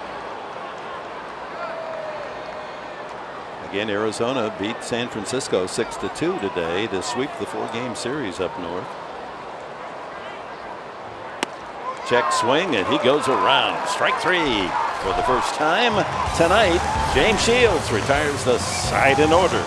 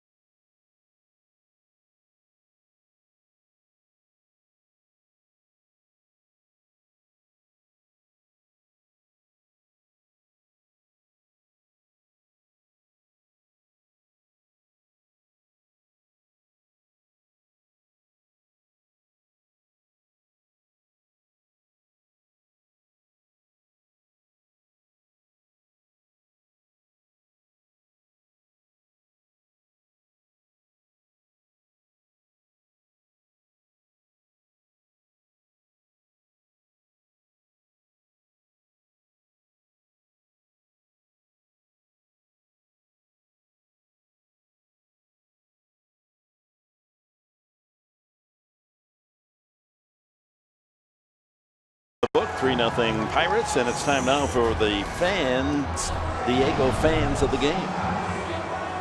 And we're looking right back at the deck there at San Diego Beach. I'll tell you what, that looks like a lot of fun. Why don't we do a game out I there would someday? love to. Huh? Look at little cherub right there, front row. Guys, this is a perfect spot to do a game. You have to push for that, too. It is. It's a great atmosphere out here. Now, Mark, that perch, is that like kind of a raised chair, like a bigger Adirondack type? You know what I picture you? In a Speedo with a whistle. Oh, why not? And a towel around your neck, some water. shades, and twirling that whistle like a lifeguard. Why not? Because it's safety first. You got to have that. Or a water polo referee. That's a bad visual. Jamal Weeks leads off the Padre fifth inning. Padres need some runs. They trail 3-0. Weeks, Rosales, and the pitcher Shields scheduled. Jamal struck out. His only time up. All 4 punch-outs by Garrett Cole. The hitter caught looking. And Mark Sweeney, we talked about the outfielders for the Pittsburgh Pirates. They've got 3 good ones, and you wanted to touch upon something that Clinton Hurdle and their staff incorporates. Bunching of the outfielders. You want to elaborate on that? Yeah, and you know what? It's really important because if you think about Andrew McCutchen, one of the premier center fielders in the game, but they bunch it up and they cover up those gaps. It's not just at Petco Park. Obviously at PNC, they have a bigger field that they have to adapt to, but they tend to bunch it and give the line. So you see those gap shots are definitely easier plays for them to do, and it's just employing just that shift, but it's a mentality in the outfield. Line drive to Freeze. Well, Freeze has been positioned just right on a couple of liners. He got Ramirez shot the last inning. And you know what, Mark, would it be fair to say with a pitcher like Garrett Cole out there, okay, he's blowing upper 90s, right? And we saw the team swung this way, the defense. Now, with other pitchers, you say you bunch the gaps this way. And you know what? You make a good point because how many times is a team really beat down the line here and here? You know where I think teams get hurt is in the gaps there. So they bunch the gaps to take that away. I think that's a great point you make. Yeah, and you know what, Mark, too? It's basically those are mistake swings. If you're offensively, we saw a lot of them in the Arizona series that they were going down the line. Well, those are mistake swings and actually a lot of luck. So from an outfielder perspective, covering those gaps is very important. Here's Rosales. He singled to center field, a ground single, his first time.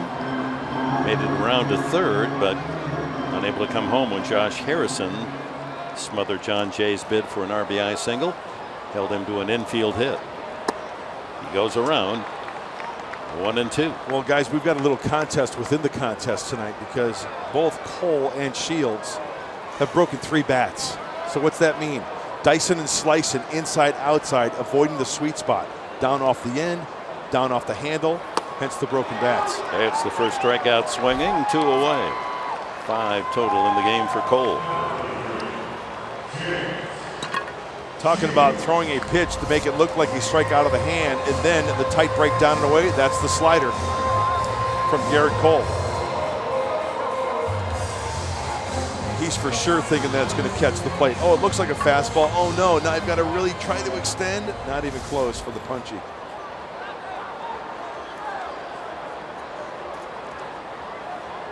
Shields sacrificed his first time, takes it high.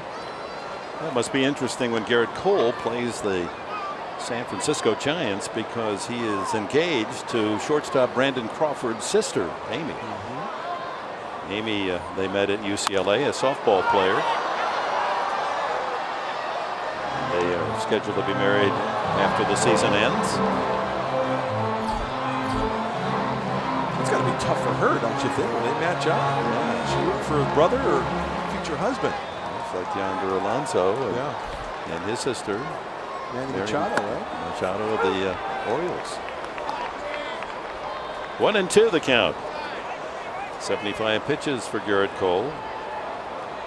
I'll tell you what, I just had a flashback. I look at Garrett Cole there, Pittsburgh with the salad. Remember Don Robinson? Caveman. Caveman. He could swing the bat too. Yes, he could. 1-2-3 the Padres story in the 5th.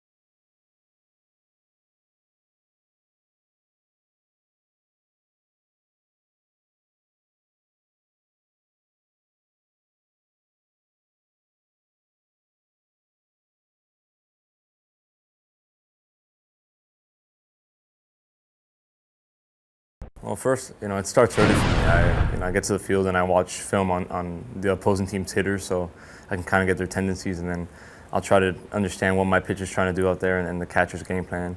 And I try to put all this together and just go off the field of the game. Play the scoreboard and go out there and know my elements, and then just make a judgment call on myself and really go out there and just trust my instincts. Well, John Jay, very bright young guy, Yeah. and he's the captain out there. Hey, preparation and baseball instinct, right? The instinct factor is something that you really can't teach. There are guys who have talent and don't have baseball instinct. There are guys who have both. John Jay's one of those. Scouts look at that. Managers look at that. Yeah, he told us something in spring training, and he has one of the best records of any defensive outfielder in terms of errorless play. As we go to the 6th inning, 3-0, and Marte swings and misses at Shields' first offering. And that is that there's so many outfielders that think they can make the miraculous throw and get the runner out at the plate. And he says you got to judge whether or not you have a reasonable chance. You're better off not trying to throw all the way to the plate. Otherwise, you're allowing that hitter to go to second base on the long throw. And you got to play the percentages there as well. Dick, you think about it too. It's preparation, as Mark alluded to, but also the awareness of what your ability brings you. It's not necessarily speed for John Jay. It's preparation by where he is playing, where they're mostly going to hit it, and what their pitcher is going to try to do. If you think about all these shifts and what's going on, you have to know what your pitcher's trying to execute to each and every hitter. I think we just saw John Jay in center field communicating to both Matt Kemp and Melvin Upton Jr. Hey, think about the count now, and he kind of moved him over a little bit and moved over to his left. About 3 steps John Jay did on the first base side of second base. Marte, the cleanup hitter. Kemp took a hit away from him with a running catch, and he's scored in the 4th after an infield hit to deep shortstop. Here's the catch back in the 2nd inning, fighting the setting sun out there in right field. He's leaning out and just getting that up near the webbing of the glove. Foul back. Well, tomorrow night again, as it was early tonight, an hour earlier the starting time, it'll be a half hour later than normal. Friday night action tomorrow here as the Cardinals are in town. 7 o'clock we'll be on with our pregame show here on Fox Sports San Diego. Right field shallow, out goes Weeks, and he's able to make the running catch. And he made it look easy.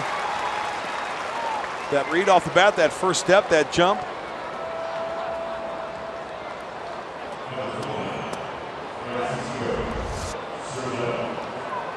Sprinting and then pulling the parachute, making it look easy. So Marte flies out, shallow right. That'll bring up Francisco Cervelli. Upton made a fantastic catch, running toward the left center field wall, reaching high in the air on a leaping catch to deny him extra bases. He grounded out the last time.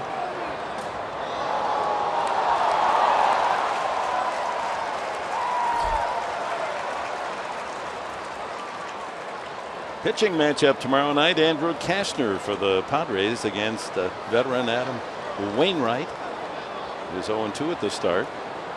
Lots of special benefits for you fans over the weekend. Beer Fest tomorrow night starts at 5 o'clock. Saturday, that handsome Tyson Ross jersey. It's a nice quality jersey. And then Sunday, there'll be a Padres and Puppies calendar giveaway. Makes a great gift.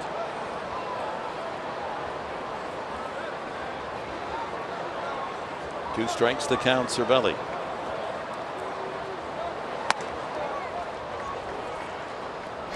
Here's Cervelli, and driving a ball that looked like it had double written all over it. What a reach and grab by Upton. The long arms of the law. He stretches. That's 3 terrific catches in 2 games for Upton in left field. Well, that's where the speed makes up for the difference, because he moved directly to his left and then back to the track to catch up to snag that one.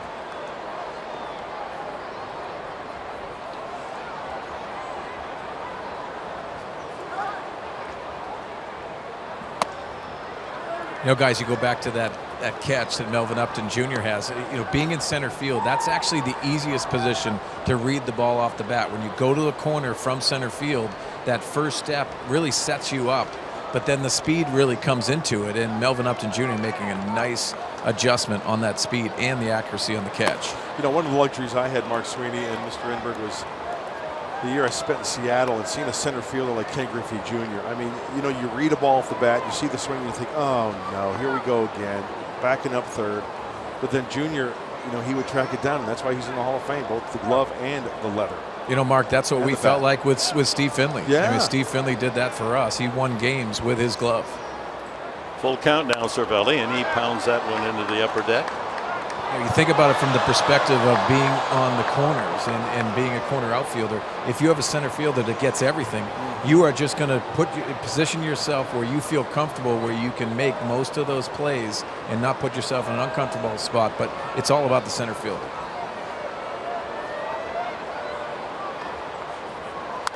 And another foul. Time now for the Cholula flamethrower. We've got James Shields on the hill, and Mark Sweeney, we got it up to 92. What's that? That's hot sauce. And San Diego Beach, you can get some tacos down here, so you got some hot sauce for it. Good thing we didn't measure Garrett Cole and that Cholula, huh? Yeah. That would just burned his tongue out there. He likes that, though, Sweeney. He can't like fish tacos, though. Well, maybe. He's a UCLA guy. Again, the full count. Fouled. Just did get a piece of the breaking ball. So long at bat. You know, my question to you, Mark, too, being a former pitcher, and you said about Ken Griffey Jr., did that come into play, your outfield, and just trusting them, where you could make a mistake or two? Mark, you hit it right on the head. There's nothing better when you have Omar Vizquel at shortstop and you have Ken Griffey Jr. in center. You talk about being confident and pounding the zone. Yeah, you betcha.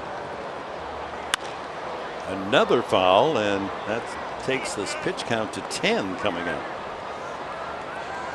You know, another good one with the Redbirds coming to town after the Buccos, Jimmy Edmonds. Talk about covering some ground. Mark, did you play with Jimmy? I didn't. I was in the minor leagues when he was at the big league level. Okay. But man, did I love watching him play. Played a shallow center field, but also went back on the baseball better than anybody. Yeah, to see his number racing toward the outfield wall, you figured, uh-oh, extra bases, and he made some of the most spectacular catches going away baseball has seen. Cervelli shaking his head, didn't think that was strike three, but the man who counts, Quinn Walcott, saw it as a strikeout for Shields. That's 3 in a row. Check that. That's 5 total. 5 total now for James Shields. And pitch 100. Nice ratio, 63 strikes. And according to my math, that's 63% strikes. How many? What's the percentage of balls, though? Do you have that? I'm trying to do my math here. That would be 30, 27. 37, I think. 37, yeah. So that would be what? What percentage, though? That's all I care about. 37%. There you go. I'm coachable. There's a strike. A breaking ball drops at the knees. Gregory Polanco has doubled and scored. Good play made by Weeks to take a hit away from him. Sliding on the grass in the hole on the right side. Back in the 4th inning.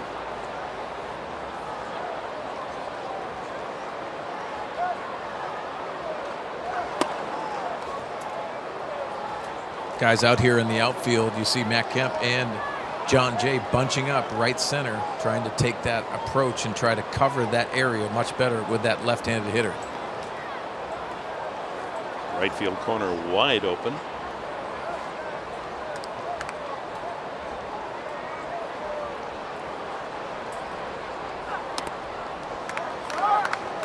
Two balls and a strike, and the bullpen busy for the first time. Just called up from El Paso, Leonel Campos. He was the starting pitcher this year for El Paso as they opened the Texas League season.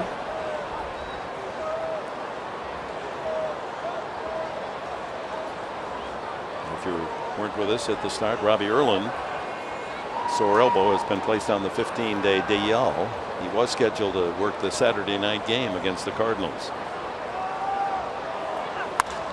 High fly ball to left. Upton plenty of time. And collects the final out. A 1-2-3 inning for James Shields. Middle of the 6th. The Padres need 3 to tie.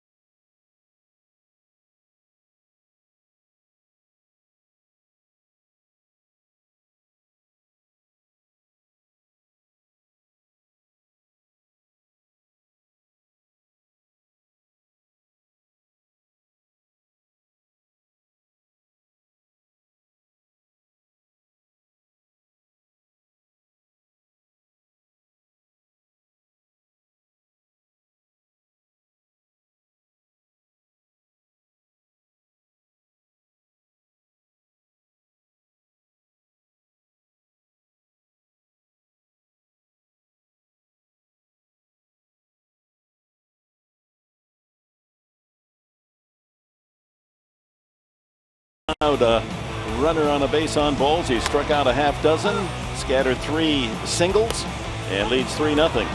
That fastball up to 98 miles an hour. 98 with movement. The slider down and away. Boy, out of the hand, a lot of those pitches look like they're going to be strikes. He has the capability of throwing that slider just off the plate, mixing in the curveball. He's throwing a couple changeups as well, and I tell you what, it's a nice combination for the young right-hander. Padres bat from the top of the order here in the 6th. John Jay. Jay, an infield hit and a ground ball to short. He has added and subtracted on that fastball. 93 to 97. Threw that fastball through the swing of Jay. Up high. Moonshot of the Hill of Thrills. That's where it all takes place. Right out of the pitcher's hand.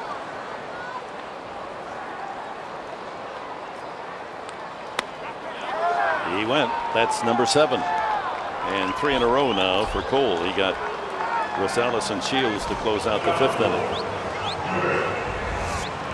Well, from the side, I hate to tell you, but he most definitely went on that. Brings up Will Myers with Matt Kemp moving into the on-deck circle.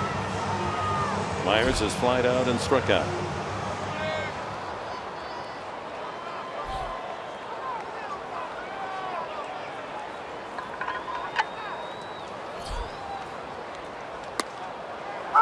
And he snaps that breaking ball in there, and that makes him double tough.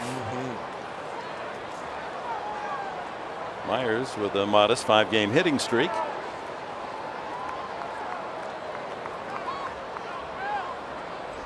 Last 12 games, he's clubbed 3 home runs.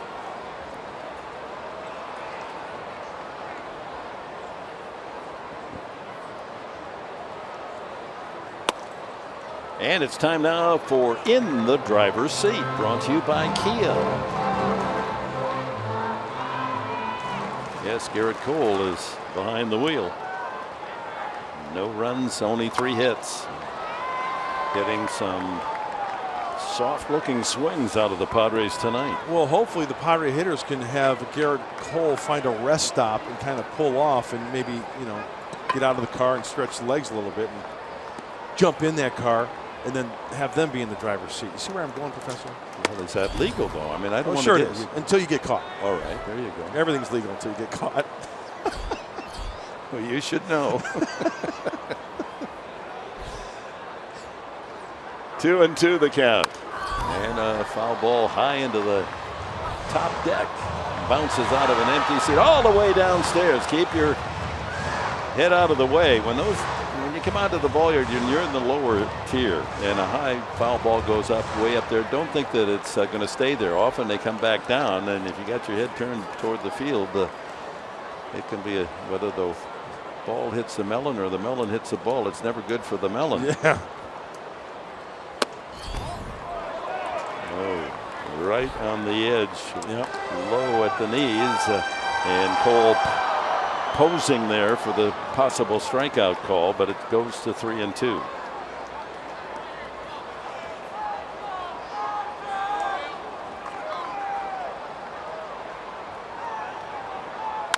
There's a line drive by Harrison's dive, and Myers has the Padres' 4th hit.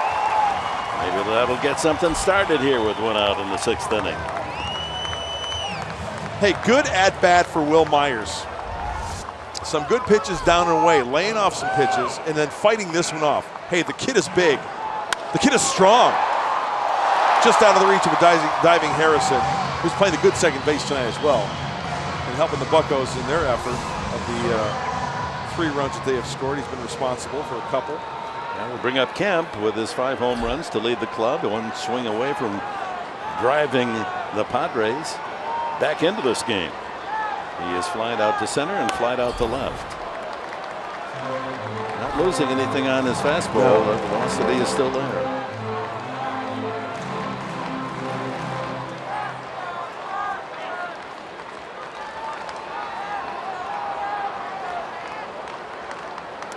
Way outside, 2-0. 88 tosses now by Garrett Cole, and a visit from his catcher Cervelli. That's a good move by the veteran catcher going out. You know, you fall behind a home run hitter 2-0, just reminding him, come on now, don't give him something too sweet here. As Villanueva joins Campos in the Padre pen.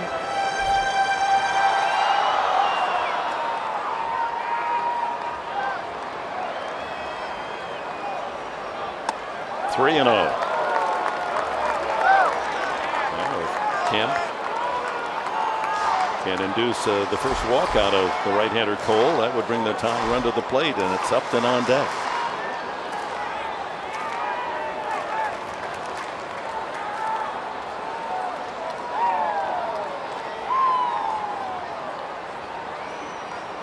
Ooh, green light at 3-0, and he fouls it away.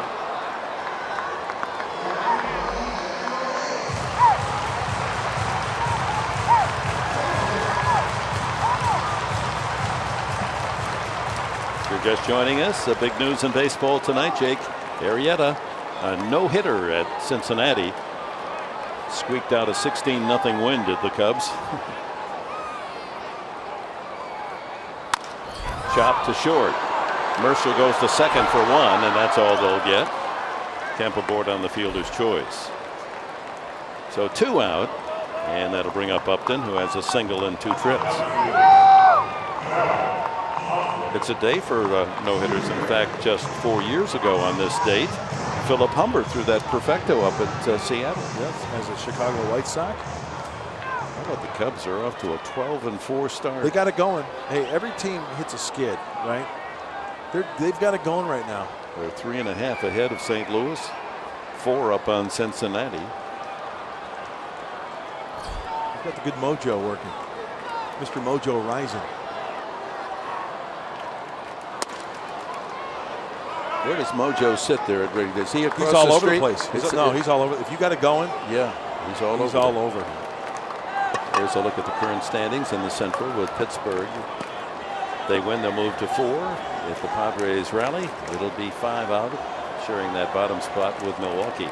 Milwaukee lost to Minnesota today. The 3rd time around now for Melvin Upton Jr. Hopefully some mojo going his way. Get a good pitch to rip at. That's tough to get on top of. That ball's got movement. 93, firm. There's a good sign for Melvin Upton, who's record of swinging and missing pitches well over 30% of the time, but down to 27.5 this year. He's walked a lot. His on-base percentage outstanding. Foul tip there. Good pitch to hit, but he was tied up. It's like a little slider he flipped up there.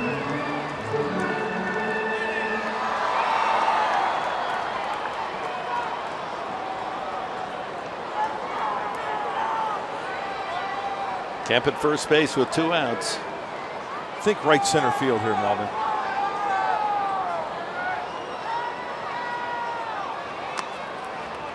Cervelli, a good backhanded scoop. It's 2-2. The reason why I mentioned right center field, because as you look at the way the Buccos are playing, there's a big spot out there. Straight up the gut is McCutchen. With Polanco a little bit over towards, now with that said, McCutchen looks like on the shortstop side, just a little bit. Way outside. Full count. That'll give Kemp a running start on the next delivery.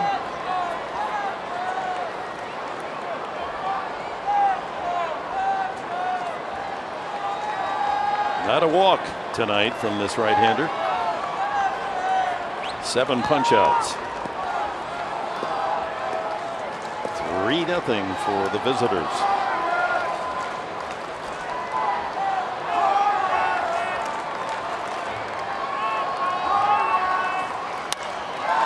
Fly ball to center. McCutchen back to grab the final out. So the Padres, after 6, trail 3-0.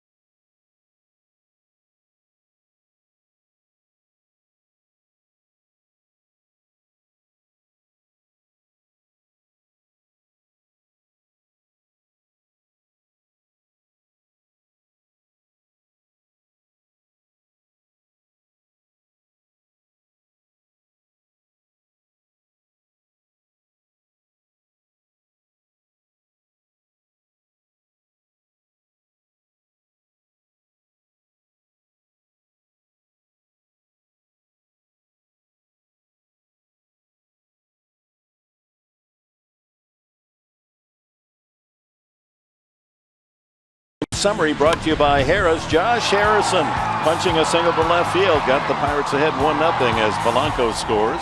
And Harrison again in the 4th inning. Dumps one into right field.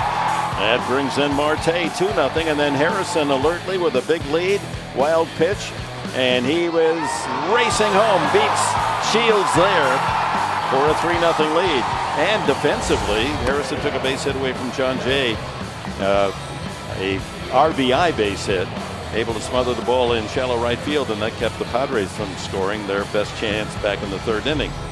Cole, outstanding.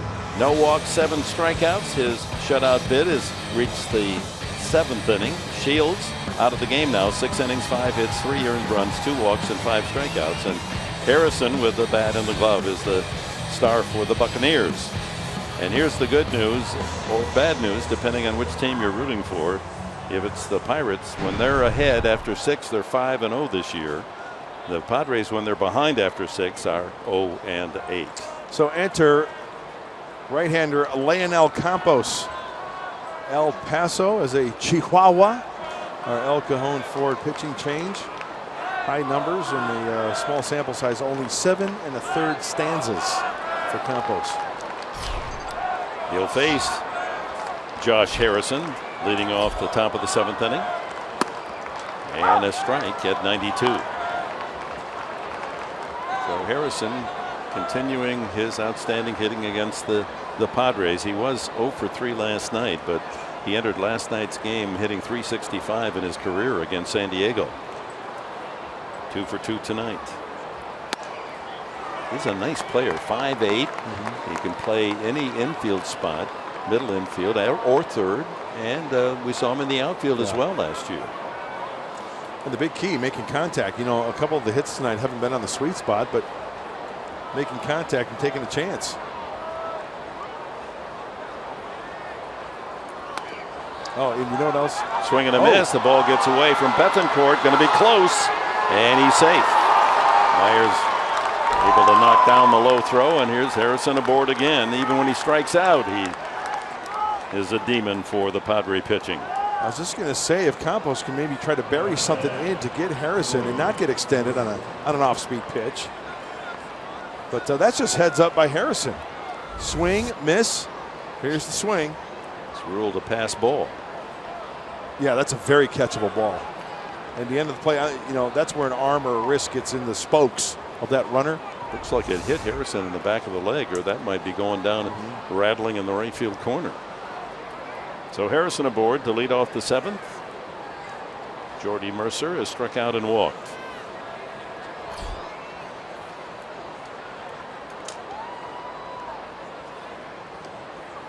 Not a bad hit and run situation here. High ball 1.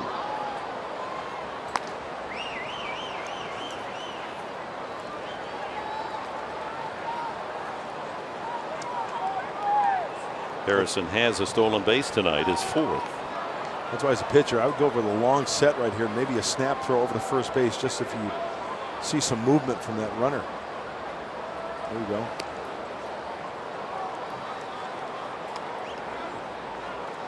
If the hit and run is on, responsibility of the hitter to hit it on the ground, maybe inside out it on that right side to create a 1st and 3rd situation.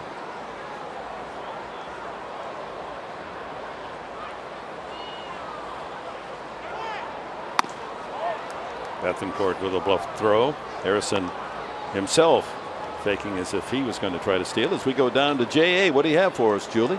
Hey guys, well, Campos got the call at 1 a.m. this morning from AAA manager El Paso, Rod Barajas, saying, hey, you've been called up. You've been getting the call. So he arrived here this afternoon, and he was congratulated by fellow Venezuelans Solarte and Amarista, and they were happy to have him back. So he said he's very excited to be back. And I saw him before the game. He was kind of taking everything in, sitting in the dugout, just sort of looking around and really breathing in everything that this amazing ballpark has to offer.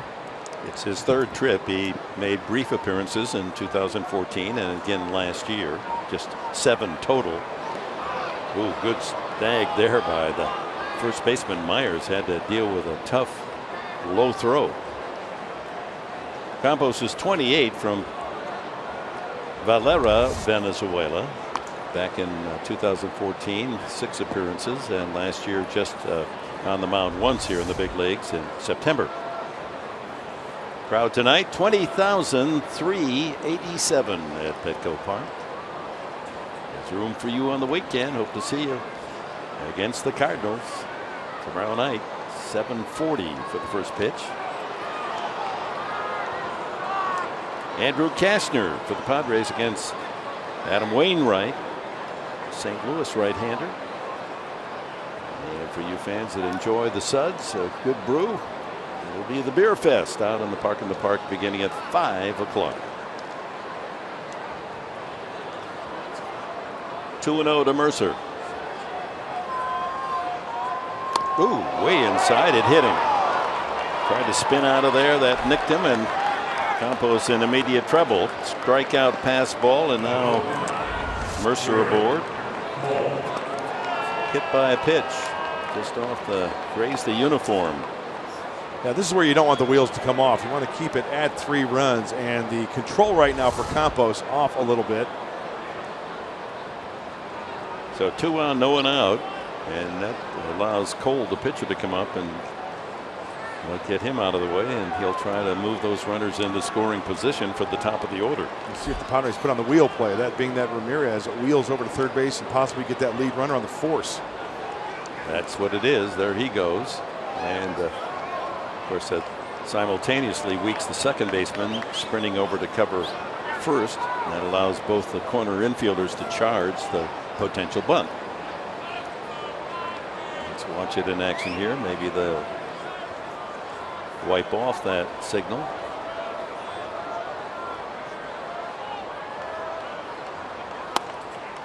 Ball one. And you know what? A perfect opportunity. So many things can happen. You saw Alexei Ramirez at shortstop. He was deking towards third, held his ground then. Secondary lead by the runner at second. You can throw behind the runner as a pickoff. That's just one option that a team has defensively. Well, you have a new man just joining the big club, and Andy Green, the manager, wants to go out and make sure that Campos understands just what is in the works here defensively behind him. Yeah, I think the main point being made, probably one of many, but just get an out, guys. We need an out here. We cannot have them create a huge inning. If it's out at first base, at least we're a third of the way there. Don't try to make the perfect play, even though there's a force at any base. So Cole he struck out both times tonight, but up there trying to bunt his mates up 90 feet. In the air, Campos able to make the catch, and no chance to double up either of the runners. Almost bunted that over the pitcher's head, and that would have been a troublesome play. And it's just too bad as everybody's moving second base to first, shortstop to third. Nobody's at second to try to double up the runner. Just a bad break. John Jay sprinting, and look at John Jay from center field. He's coming in, backing up that play. Here's the other John Jay So, the first baseman. Single, fly to left, and tapped one out in front of the plate. Bethancourt threw him out the last time.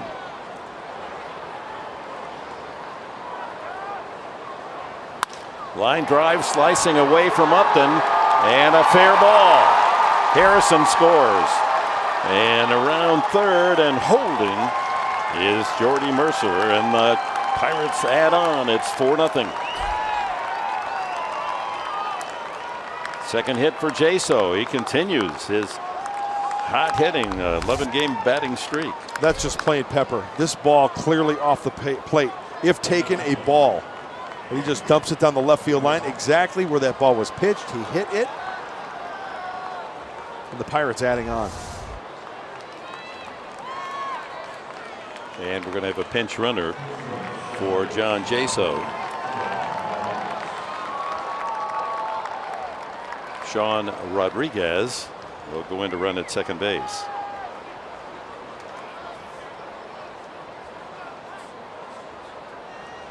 So that Josh Harrison has scored 2 runs, knocked in 2 runs, and took a run away with his defense. And trying to walk McCutchen almost threw that one to the screen. Campos. McCutchen has flied out twice and walked. In the series, the Padres have been able to handle the always dangerous McCutchen. 1 for 9. But it's been Josh Harrison that they can't get out.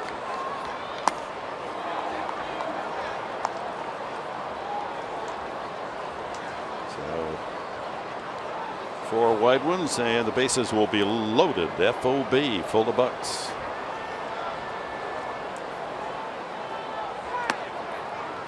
Well, the inning started with a strikeout pass ball. And Harrison now has come around to score the 4th run.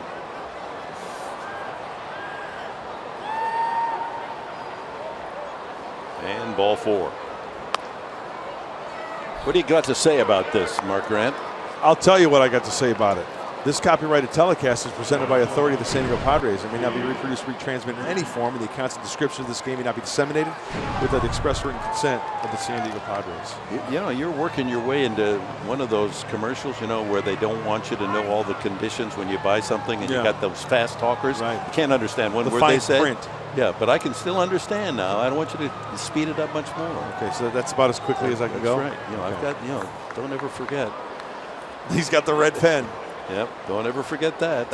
My favorite old teacher. Oh my. So bases loaded, 1 out, another run home, 4-0. And here's David Freese, 0 for 3 tonight. Way up and in. Freese grounded into a double play in the first, grounded to third in the third, and struck out the last time. Pirates in position to blow this one wide open, already with a 4-0 advantage.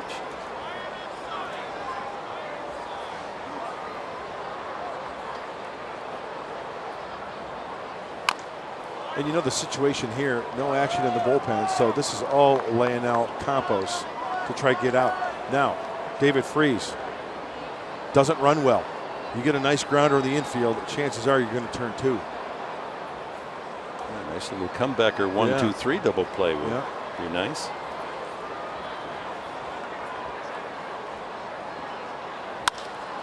But that one's through the middle and into left center field. 2 more Pirates will score as Freese delivers, and it's 6-0.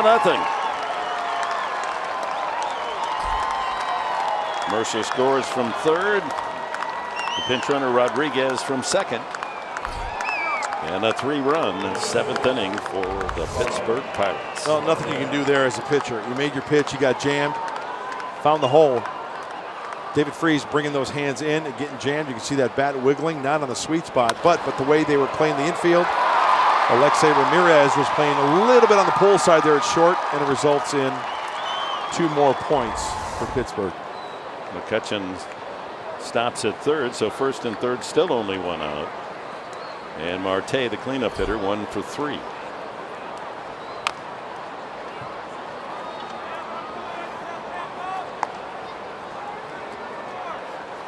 Well, the Padres took the opener of this 3-game series as Brad Hand begins to loosen up in the Padre pen. 5-4, and then outscored the Bucks last night 8-2. But it's Pittsburgh's turn to hit and celebrate and score tonight, 7-0. Check that, 6-0 with 3 runs here in the 7th. Neftali Feliz, the right-hander, warming up for Pittsburgh. Garrett Cole giving Pittsburgh 6 shutout innings.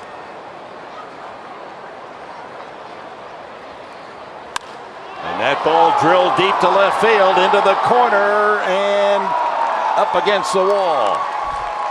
McCutcheon scores easily on a double by Marte. It is now 7-0. Marte's 9th RBI of the season gets McCutcheon home. Well, David Freese got a fastball in. He hit it up the center of the diamond. Marte, he gets a pitch in, gets his hands through nicely, keeps it fair. The Pirates are adding on. Almost into that little short porch at the left field line. It's the easiest home run here at Petco. This might be one of those situations where Campos just, he takes one for the team. We did see action, left-hander Brad Hand. Still only 1 out. Yep. Second and third, infield comes in.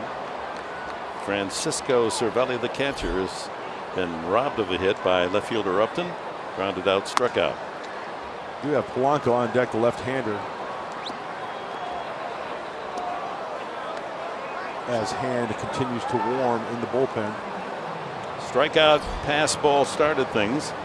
Then Mercer hit by a pitch. Cole failed to sacrifice. But since then, RBI double Jaso, an intentional pass to McCutcheon, 2-run single Freese, and a double knocks in another off the bat of Marte. So this is the 8th man to bat in the inning.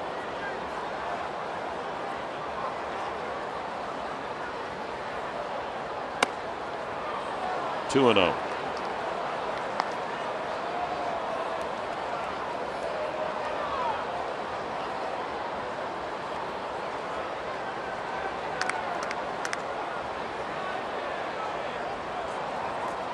See if Garrett Cole's going to come back out for mound duty in the 7th, or whether they're going to save his arm with a big lead.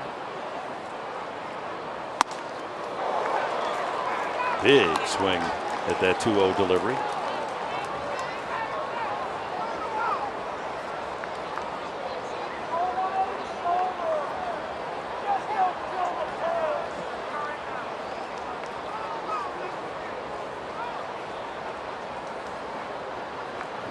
May the force be with my daddy's shoulder. Huh? I'm not too happy about what's going on here. Did you take the game seriously as a kid when you were a Cubs fan? When they'd lose, did it really bother you? It didn't really bother me. I just enjoyed watching the game and having fun. I took them so seriously. Did you really? Oh, man. I mean, even as third, fourth grader and seventh grader, I mean, they could bring me to tears when they'd lose. Really? Yeah, I wanted them desperately to win.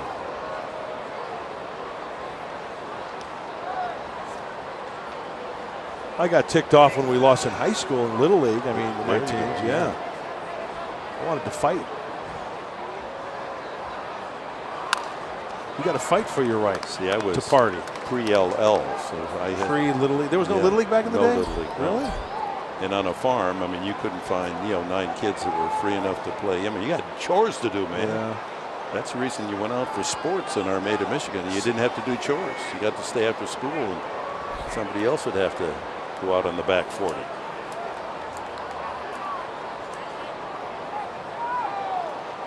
All good. Second and third, and a line drive center field. That's going to fall in front of Jay. And 2 more Pirates are about to check in.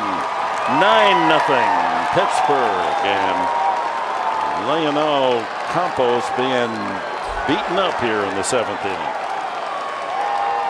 Cervelli's 7th and 8th RBIs of the season. All the plate, a lofty pitch above the belt, and that spells trouble. John Jay was on the first base side of second base.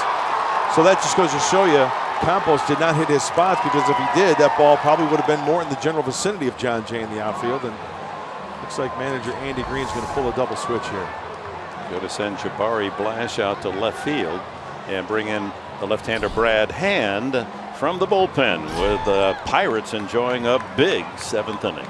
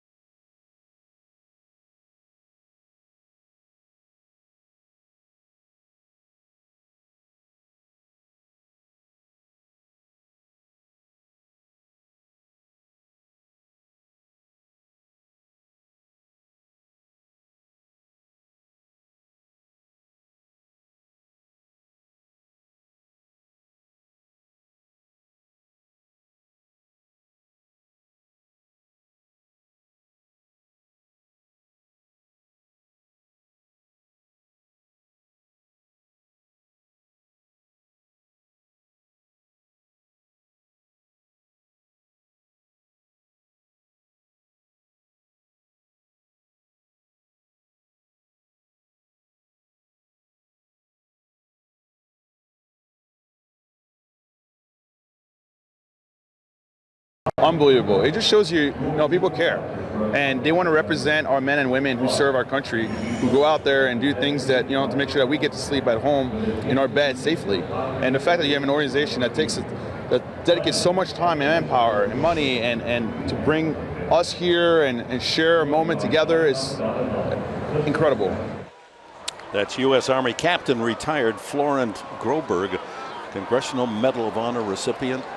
And he will be featured tomorrow night on Padres POV after the game with the Cardinals. So stay with us not only for the game, but afterwards for POV, one of our American heroes, Captain Groberg. Well said, huh? Mm-hmm. Came up to join Orsillo and Sweeney here in the booth on Sunday. Yep. They were thrilled to have him. Well, Brad Hand trying to close out this Pirate feast in the 7th inning. They've scored 6 runs, and there's still only 1 out. Done a good job. Padres picking up Hand on waivers from Miami. Blash into left field in the double switch. So put Blash in the 9th spot in the batting order.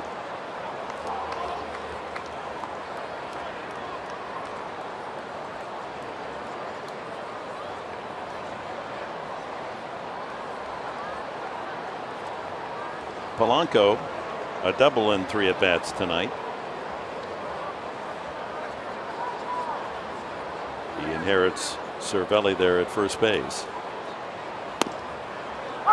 2-1.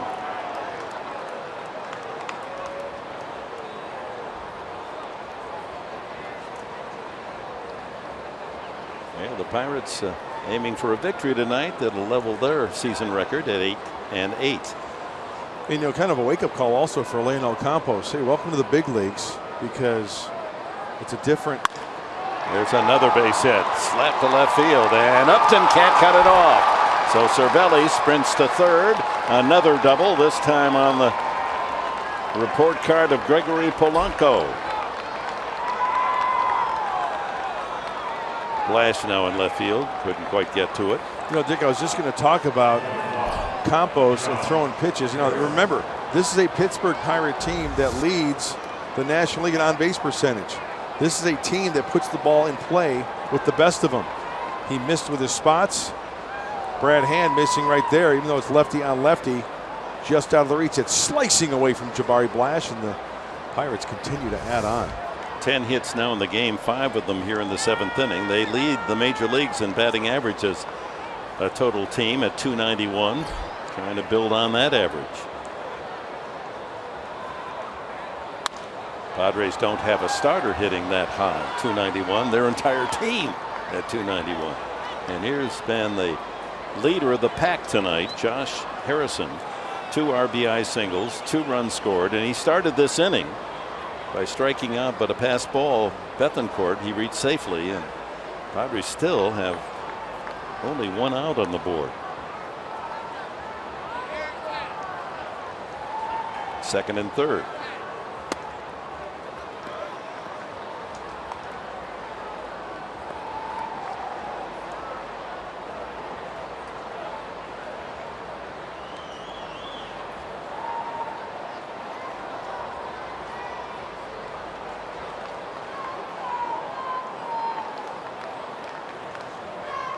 Okay, Professor, are you on Team 9 or Team 10? We had this discussion around the other day. Well, when you all 9 bat, you've batted around. Now we're. See, I disagree. I'm on Team 10. You're on Team 10? Yeah, because it's 1 through 9, not 1. Trussell, you're with Dick? Well, you know who's on Team 9? John Mayberry Jr. Breaking ball high. You know who's on Team 10? Who's that? David Wright, LaTroy Hawkins, Bobby Valentine, Vin Scully. So you're saying that Vin Scully, John you Thorne. have to have 10 men come to bat to bat around in an inning? Yeah. It's 1 through 9 to bat. That's the whole lineup. It's 1 through 9, not 1 around 9. You got me totally confused. Of course I do. It's part of your job. Yeah. Well, hey, let's take a poll. For viewers out there watching. 70 years, for me, it was if you bat around, all 9 men come to bat in an inning. It's pretty 50-50. People that think Team 9 and Team 10. Well, that's kind of like the new era where they want to say RBI instead of RBIs. You know? Right. Or there are fair lines, not foul lines. Right. That's a good point. So there's differences. And now is that a walk or a base on balls? So whatever this thing about 10 is, they've done it. Now what do we call if the 11th guy comes up now? Well, they've completed batting around, so it just continues. Why aren't you starting over after you've batted around and all 9 men have hit? That's what I don't understand, where you're coming from. Well, when the 10th guy comes up to plate, they've gone all the way around the lineup once. They haven't gone through the second guy to come up that's a complete back towards the top, meaning. Oh, I think I got it now. I got you. Now, how do you stop this carousel, though? Because the Pirates act like they don't want this inning ever to end. And now they got the bases loaded again. They've already scored 6 times. It's a great discussion. That's what's great about our great game of baseball. Jordy Mercer is the batter. And there's a strike.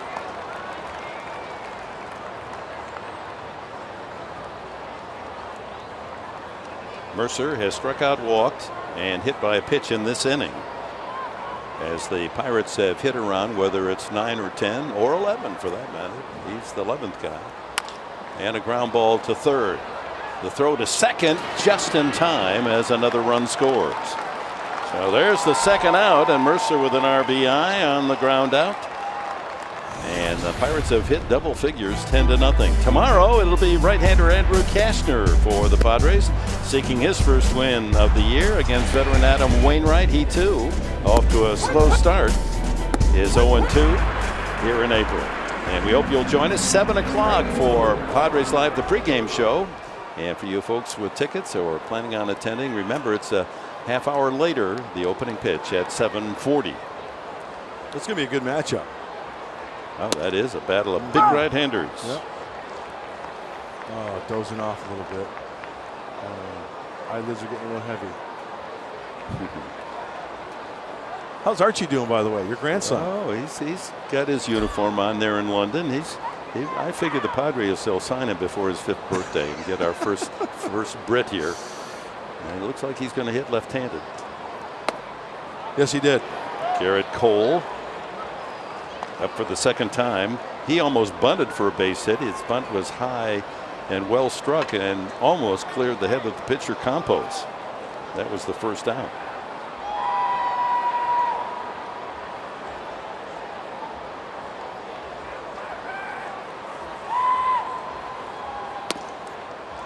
First and third, 1-2 the count.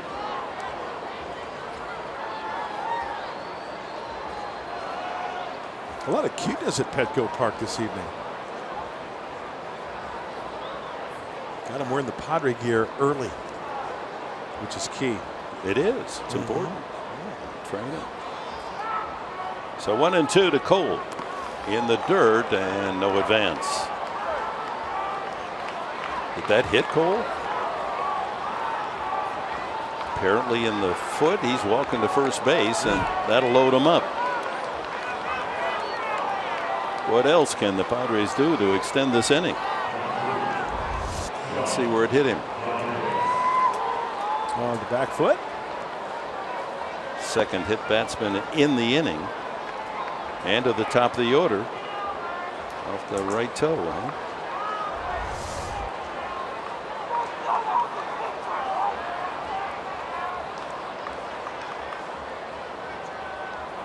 Jaso has 2 hits tonight. Single leading off the game and the RBI double earlier in this inning. Okay, but well, he's out of there now, and we've got somebody in hitting for Jaso. That's Sean Rodriguez, who went in defensively, or actually as the pinch runner earlier in this inning, in fact. Well, that's unusual. You get the pinch run, you score, and now you get the bat in the same inning.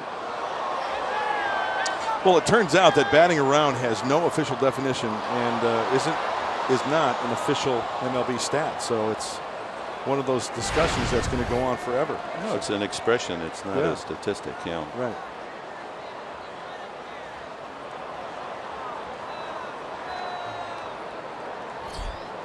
So you had to go to Google, huh, to get some evidence. I just wanted to find out who was on Team 9 and who was on Team 10. I wonder, do they wear numbers now? I mean, 9 and 10 and 11 and 12. I smell a T-shirt. There you go. Hey, let's get the patent on it right now. It'd probably be big. Certainly will be for Pittsburgh fans tonight. Rodriguez.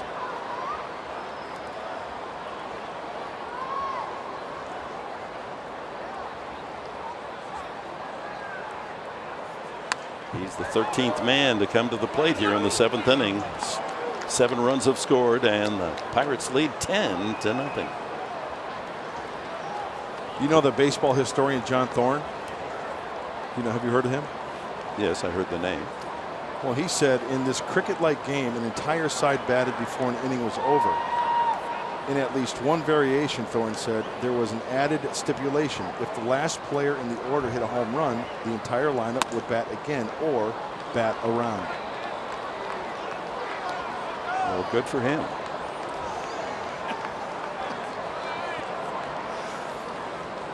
Who's pitching tomorrow? I think it's still Andrew Kashner. Is it tomorrow already? No, not quite. There's Cash. Adam Wainwright. There's the big right-hander. Rodriguez takes, and it's ball 4. And man, another run scores on the bases-loaded walk. And this is bordering on the ludicrous. Rodriguez with a walk RBI.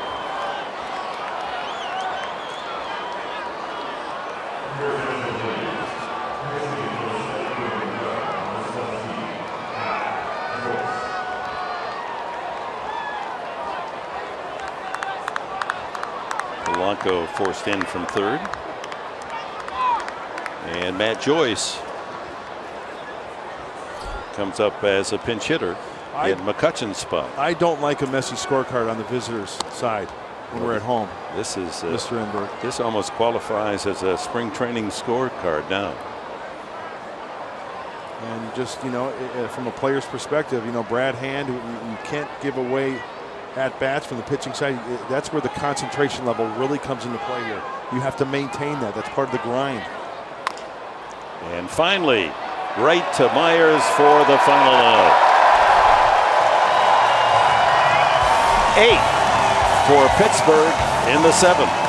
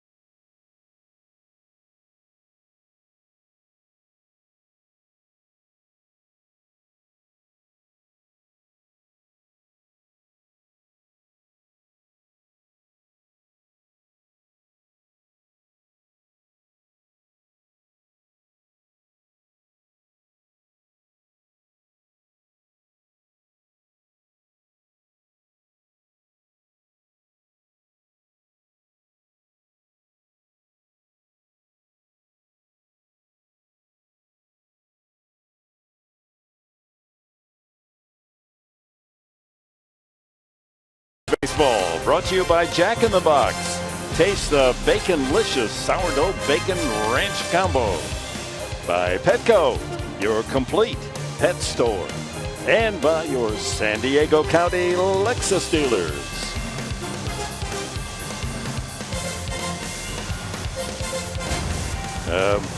Mass changes made by Clint Hurdle as we go to the bottom of the 7th inning, and the Pirates leading handsomely 11-0. Neftali Feliz out of the pen, his 9th appearance of this season. A lot of breathing room with this Pirate offense this evening, and a chance for Feliz to come out in game number 9 and just be aggressive. See the splits doing quite well in the 6 2/3 frames. 100 average against lefties, 167 against righties. He's given up a home run. Always working from the stretch. Alexei Ramirez, then Christian Bethancourt and Jamiel Weeks for the Padres in the bottom of the 7th. Well, Garrett Cole handcuffed the Padre hitters through 6 innings. No runs, only 4 hits, all singles, no walks, and 7 strikeouts.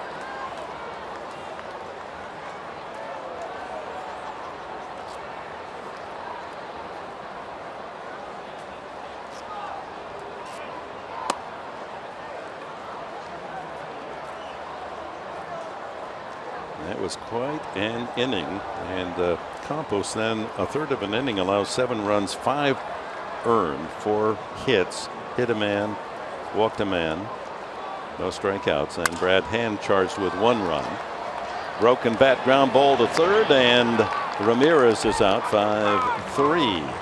That's Noah Figueroa there at third base. As we go around the major leagues, Clayton Kershaw went 8 innings in Atlanta, allowed 10 hits, but only 1 run, struck out 10. Dodgers prevailed in extra innings 2-1. Bryce Harper, does he hit a home run in every game? 6 home runs in the last 8. And a 5-1 win against Miami. And Chris Bryant went 4 for 6 today, the former San Diego star. A couple of home runs.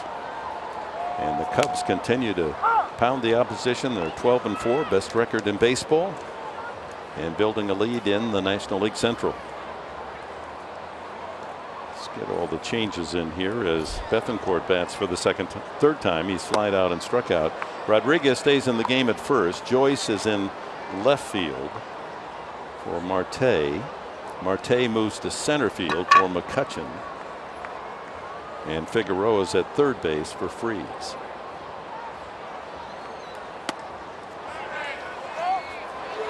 So defensively, Joyce in left, Marte in center, Polanco in right as Bethancourt takes the long walk. First strikeout for Felice. So the home run leaders in the major leagues, with Harper on a tear for the Nationals. He has 8. That brilliant rookie in Colorado, Trevor Story, we saw him with 8. Arenado, he's going to be up there again this year as he had 42 last season. Donaldson, the Jays, with 6. Neil Walker finding a nice home. The former Pirates second baseman has a half-dozen home runs with the Mets. And Matt Kemp there with 5 for the Padres. Jamal Weeks has struck out and lined to third. Switch hitter turns it around left-handed here against the right-hander Feliz.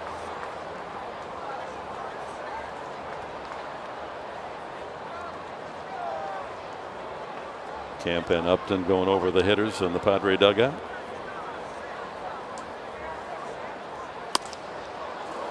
One and one.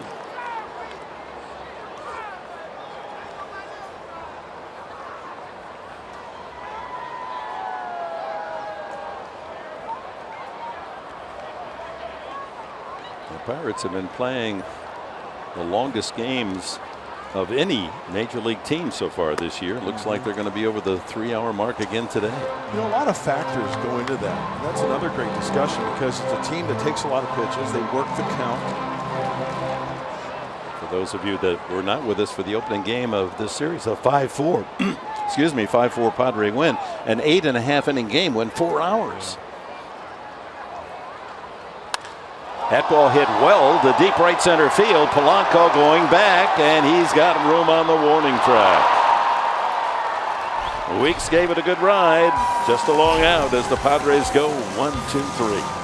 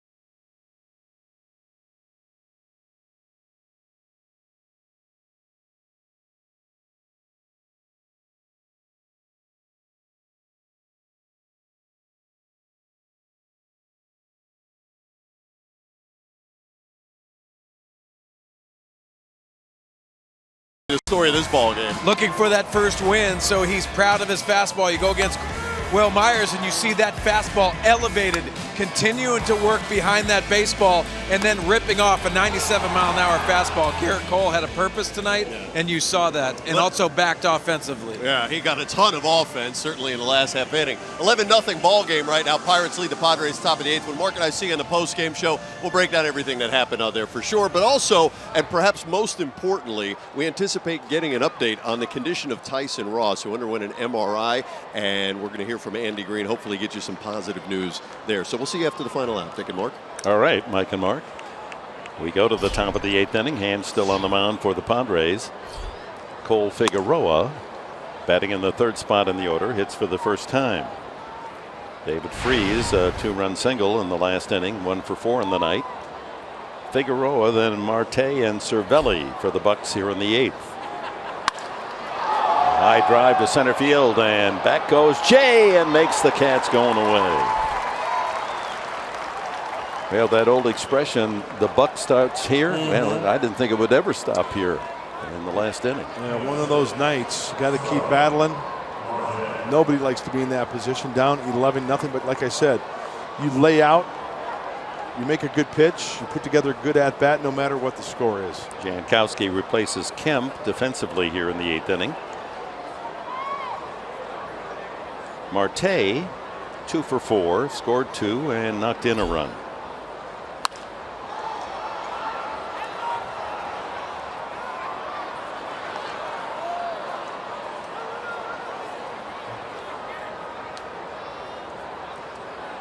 Andrew Kastner up there in the railing.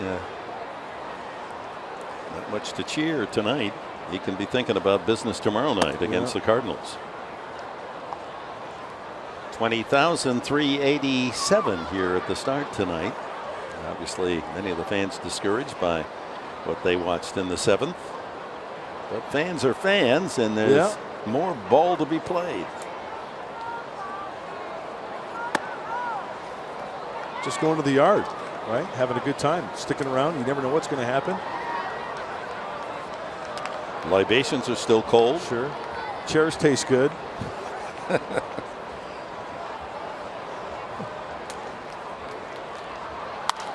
High pop-up. Myers has a beat on it into foul territory for the second out. Well, time now for a great moment in Padres history, brought to you by Geico. In 2006, facing the Pirates' Freddie Sanchez, Trevor Hoffman, the final out, becomes the all-time saves leader, passing Lee Smith with save number 479. Trevor, of course, would go on to finish with 601 career saves. The best. Class act. Padre Hall of Famer number 51. Won't happen this year at Cooperstown, but it won't be long before we'll be saluting Trevor Hoffman as a Hall of Famer. Francisco Cervelli robbed of a hit. Great catch by Upton, sprinting away toward the wall to stab his drive. He's grounded out, struck out, and then knocked in 2 in the 7th inning with a single. 11 runs on 10 hits for the Pirates. The Padres no runs and 4 hits, 4 singles.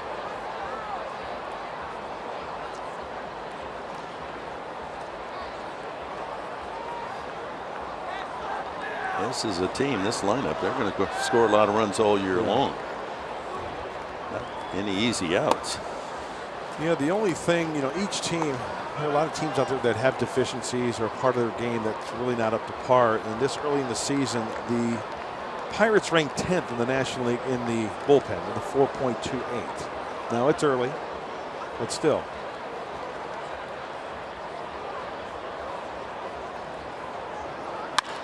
Another base hit for Cervelli as he crushes a liner to center. And that evens the columns. Runs 11, hits 11. 2-out single for the catcher brings up Gregory Polanco. Well, the Cardinals are already in town and hopefully spending a beautiful evening in our town. Stay up as late as you want. Curfew's off, gang. We'll see you out here tomorrow night, and we'll see some great talent. Always fun to see Yadier Molina behind the plate, many regard as the best in the game. And Adam Wainwright, that's stunning that he's 0-2 with an 8+ ERA. One of the best pitchers, and young Diaz is knocking the cover off the ball. They just seem to find another player that can hit 300 anytime they want one, the Cardinals. Well, speaking of curfew, one of my favorite stories of all time, the late, great Jim Valvano. When NC State was on that run in 1983 to win the national championship, he was asked a question about curfew and the guys and bed check. And he goes, there was a bed check last night.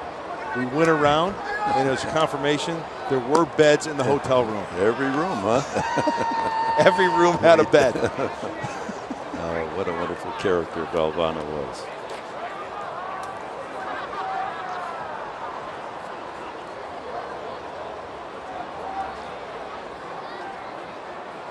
Polanco, a pair of doubles in 4 at-bats. High chopper to second, easy play for Weeks, and that'll do it for the Bucks in the 8th. Padres trying to avoid a shutout. They'll have Rosales leading off the bottom half of the inning.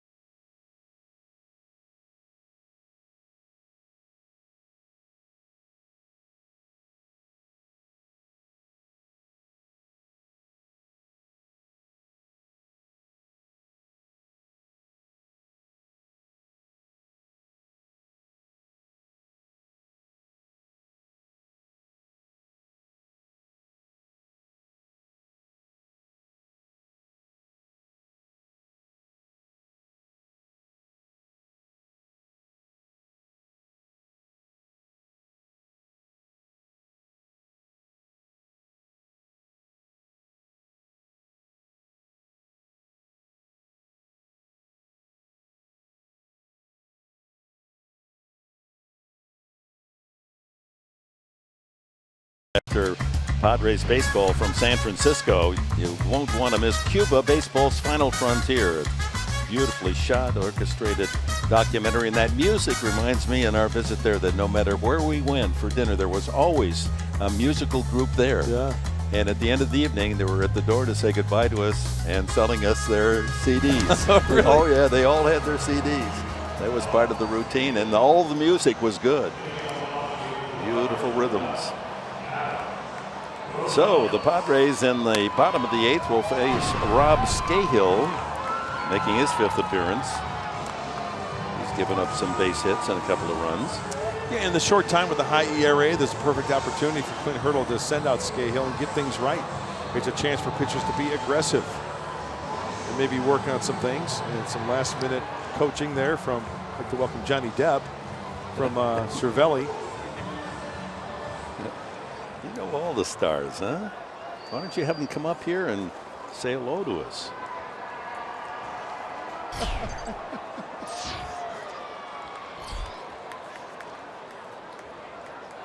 Rosales, a single and a strikeout tonight. One of the 4 hits for the Padres. He singled up the middle back in the 3rd.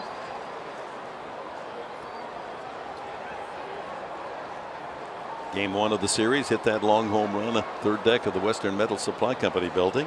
Oh, that one a little wide inside, but even on the hit batsman, he sprints to first base. That's his style. Taking one for the team at 11-0. The Padres have been shut out 5 times in their first 15 games and would like to avoid another this evening. Here's Jabari Blash. batting for the first time, hitting in the 9th spot on the batting order. He's had 15 trips with a couple of hits. 1 double.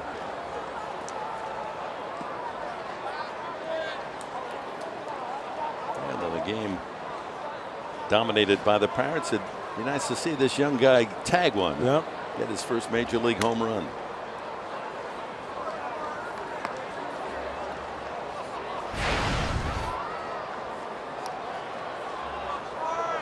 .32 home runs in the minors last year.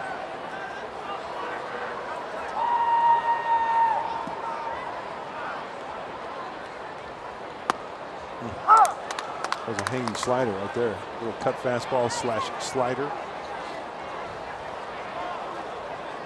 Couldn't pull the trigger. May not get a better pitch than that. Yeah.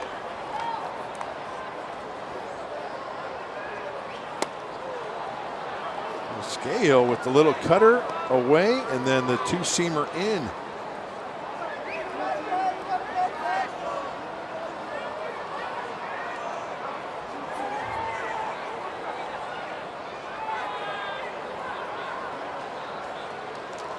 Rosales at first, hit by a pitch. Ground ball to third. That's a fair ball. Long throw is in time. Good play made by Figueroa. Cole Figueroa over there at third, going into foul territory, and made that jump pass throw to get Blash. That is a great play. Figueroa getting to the baseball, making the play, and letting the umpire make the call. Go through with the play. They can always stop it. It hits before the bag, according to third base umpire Ryan Blakeney. It goes over the bag, and a perfect strike over to Rodriguez. That's a nice play. Right on the money with the throw. Uh-huh. Would be a first down now, down at the 25-yard line. Pickup of 18 on the play. John Jay, 1 for 3 tonight. Padres came close to scoring back in the 3rd inning when the Bucks led only 1-0. They had Rosales at second base, and Jay grounded sharply into the hole on the right side, but Harrison able to dive, smother it, and doesn't get that one. And maybe the Padres are going to be on the board. Here comes Rosales, and he will score. And those remaining are able to express themselves. It's 11-1. John Jay with his 8th RBI of the year.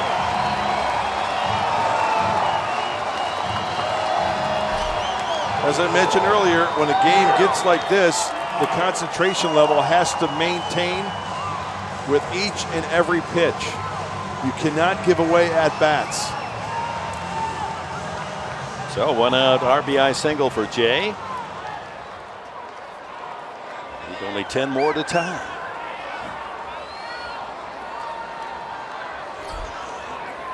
Will Myers, 1 for 3. I'm glad I picked John Jay tonight, 2nd night in a row. Even in the 3-pointer tonight. No, 2-pointer with the punch out.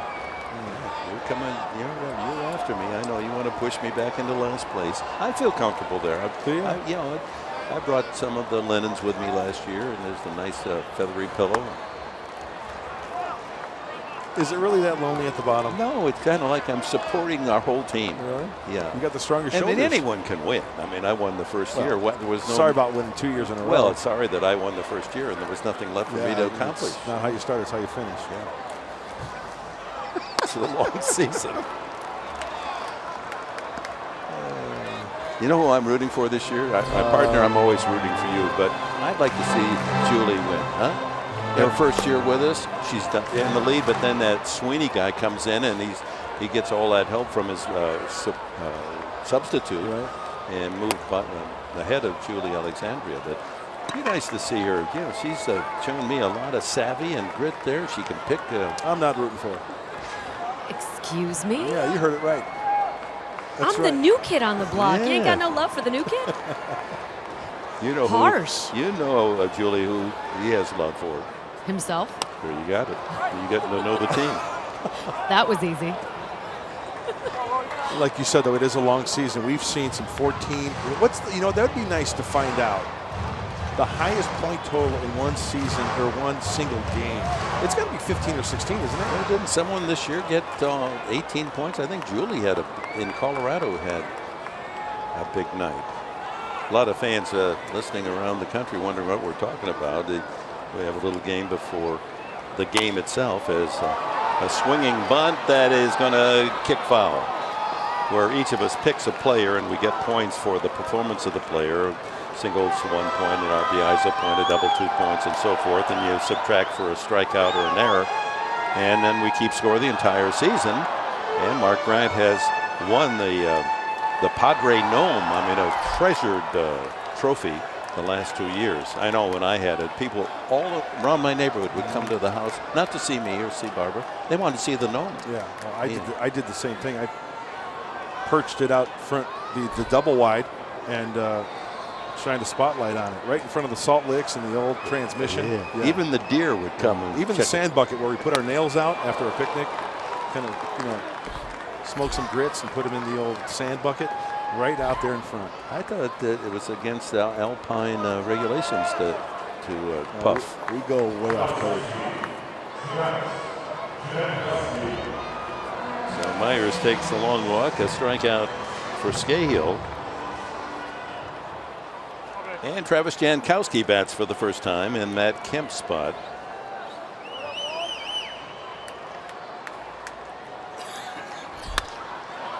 Travis has got to think left field here. So I know you're all wondering how our scoring is going. So Mark Sweeney leading with 39 and Julie with 36. Then Mike Pomerantz, not related to Drew Pomerantz, Easy 25. there. Easy there with that telestrator. Calm down. Then Slow your roll. She's watching you. But look who was in last place there, Julie. Did you happen to notice that? I did. I did. See? He's dangerous, though. I'm warning you. Serves you right. So 2 outs, a run home here in the 8th inning, and Jankowski getting his first time to hit.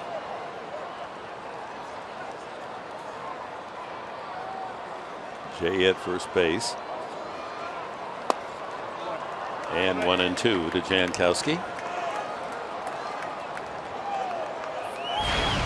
2 for 9. That comes out at 2:22, Mark. That's right. I could have told you that. I know.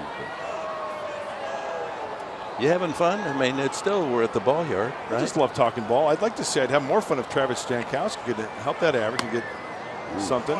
Just wide, 2-2. Well, it's not been a good week here for the Padres, especially with the injury news. We're hoping that Tyson Ross, eligible to come off the DL, and top of the rotation, would be back in uniform, but MRI, we're still waiting for the results of that on his right shoulder. Then Corey Spangenberg comes up with a quad injury, and he's on the DL. Pulled the muscle trying to beat out a bunt the other night. And then Robbie Erlin today. We come to the ballpark, and he's laying with an elbow problem, and he's on the DL. So stay tuned after this one. Padres Live, the postgame show. Julie will have some information for us, and Mark Sweeney and Mike Pomerantz as well will fill us in. Jay running on the pitch. He's not being held on by Rodriguez. He'll have to return on the foul ball. Full count, Jankowski.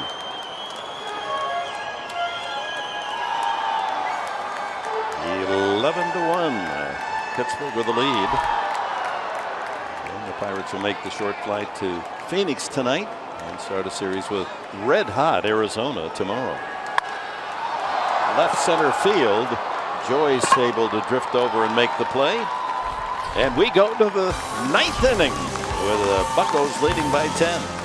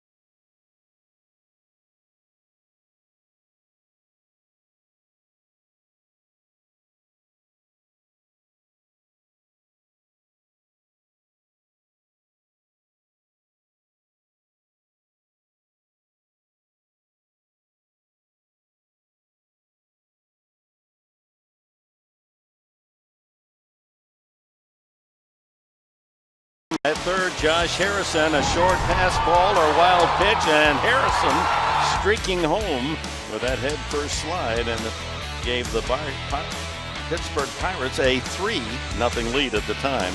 That was back in the fourth inning. Harrison had knocked in the first 2 runs of the game and then scores the third. He's been on base all 4 times tonight. Brandon Maurer comes in to pitch the 9th inning. And he'll face Josh Harrison. And once again, the 7th game for Brandon, a chance to just come out there and be aggressive in the zone and hopefully a quick inning. Not a lot of pitches. Got a weekend series against the Cardinals after this one. Harrison backing out of the batter's box, and Maurer fires a strike. Brett Wallace has entered the game at first base for Myers. Jankowski moves to center field for Jay. Myers goes to left field. And Blash over to right field.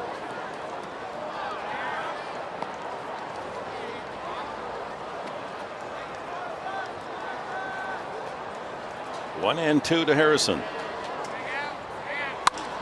He hits one well to deep right center, but Jankowski drifts back and makes the catch for the first down. Well, the headline news tonight in Major League Baseball: right-hander Jake Arrieta, after that brilliant season a year ago, pitched a no-hitter in Los Angeles, throws another one tonight in Cincinnati. 119 pitch effort. 4 walks, 6 strikeouts, and you'll be able to see highlights of that no-hitter by Arrieta. And much more on the post-game show. Highlights of this game, scores around the country, lots of news, and just to be able to hear the reportage of Pomerantz and Sweeney is worth the price of admission. Absolutely. Got to watch it. Call a friend. Phone a neighbor. Mercer is walked, hit by a pitch, scored a run, knocked in a run with a fielder's choice. Mercer leads the Buccos in RBIs with 10. Stay tuned on the postgame show. We'll also be discussing Team 9 or Team 10. What is the batting around all about? Why are we arguing about it? I'm shocked that you even brought that subject up. Really? Yeah. I mean, I have never heard that before tonight. I really haven't. Are you serious? No. Batting around was always main. Yeah, you, all Okay, 9 guys. I wrote up a little diagram after this next pitch. I don't need a diagram. Broken back ground ball to Rosales, and he throws out Mercer. There's 2 away. Okay. Here's the batting 1 through 9. Leadoff bit hitter right here, right? Right. Number 2 hits, 3 hits, 4, 5, 6, 7, 8, 9. They batted around. It's not connected. Well, it is connected because this guy's going to come up now. That's right. Then 9 or goes to not 1. Come up. Now it's completely Doesn't matter around. if he comes batting up. around.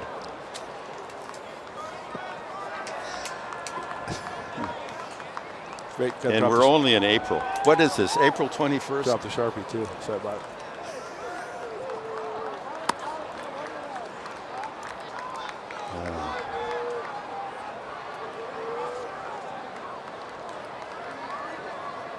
Is this Cahill hitting? Yeah, the pitcher's going to bat for himself. How you doing? 2 outs, bases empty as Maurer trying to complete a 1-2-3 inning. I'm guessing baseball players' wives. They can pick them.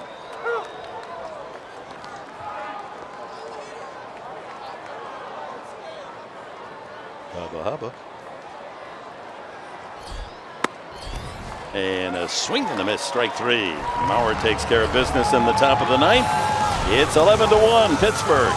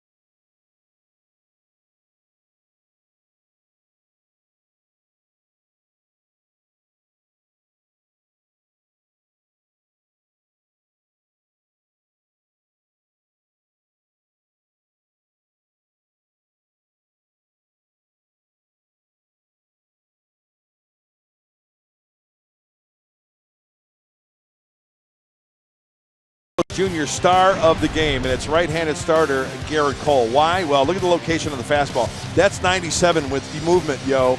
Both sides of the plate, 95 with movement. He also incorporated the curveball at times, a little slider more often, maybe threw a few changeups, but all told, 6 innings, struck out 7, and he got a lot of offense tonight from his offense.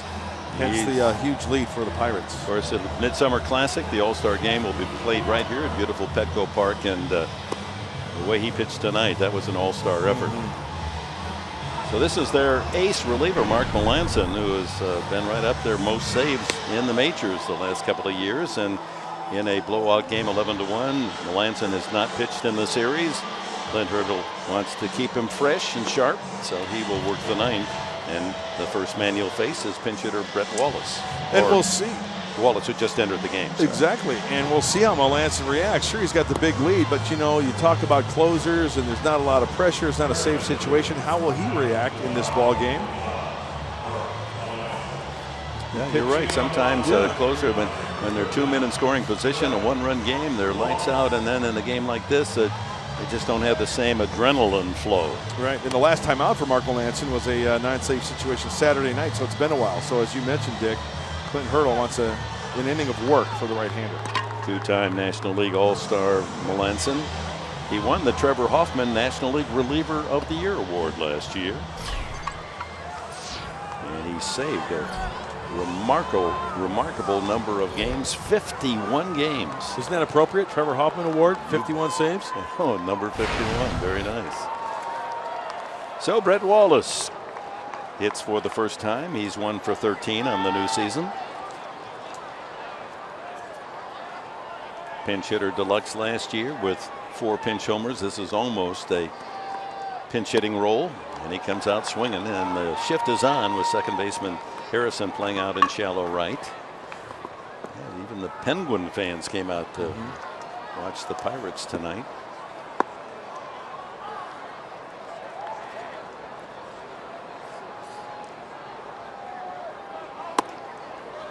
Pittsburgh hockey, Pens, right? The Penguins, so hot. How hot that they didn't have TV tonight for the Buccos. It was Penguin TV. So they had to go on No MLB TV. and watch us. Oh boy, they've really suffered, huh? Hey,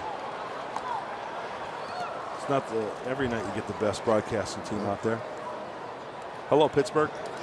I saw you just skating on right through that blue line one day. Just, you know, you're not supposed to go across it. You were going across from sidelines from board to board on the blue line. You're supposed to go the other way? You're supposed to go from goal to goal. I love hockey. I love that Crosby. He can really croon. Oh, yeah. 2-2. And the full count. Brett Wallace. And Melanson will try to bury that breaking ball. It's a little slider. What makes him so tough? Oh, he's got the cut fastball. He's got the velocity. He's got the breaking ball. The secondary pitches he can throw for strikes any time. He's really made great strides in his career to become the quality closer that he is. Look at that. And he strikes out Wallace. 1 away. Well, I'll get out my red pen here because I got to get, you know, as the professor, I have to give you a grade. Let's go to our keys to the game tonight. And the keys of the game brought to you by the San Diego County Honda dealers. A swab the deck, mateys. Well, the Padres trailing 11-1, and it doesn't look like. Well, you never know.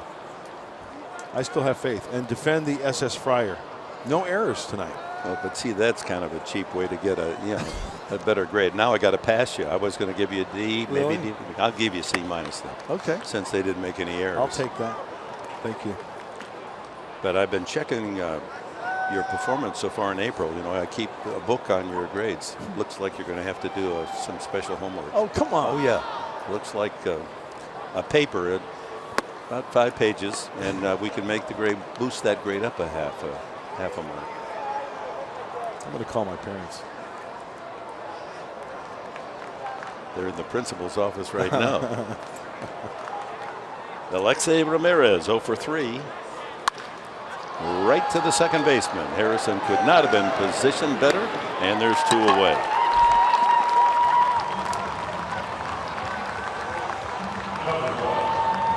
Hitting his spot, right? Ball put in play, and look at that. Harrison's right there. The spray charts. Clint Hurdle and his staff, just like the Padres staff, go over where guys hit balls where that pitch is thrown. And it was perfectly executed. Bethancourt, representing the final out for the Padres, has struck out twice and flied to center. Derek Norris given the night off, and Bethancourt behind the plate. And he goes around strike 1.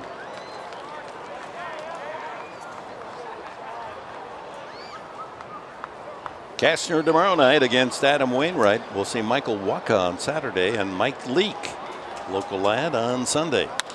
Sharply hit, 1 hop. Mercer to his knees and then throws him out, and the ball game mercifully comes to an end. The final score, Pittsburgh 11, the Padres 1, and here's Mike Pomerantz. Dick, thanks very much. But Mark and I see on the post-game show, Garrett Cole, the story of this one. We'll show you what he was able to do that made it so difficult for San Diego, and no-hitter history. We'll bring you that and Andy Green in moments.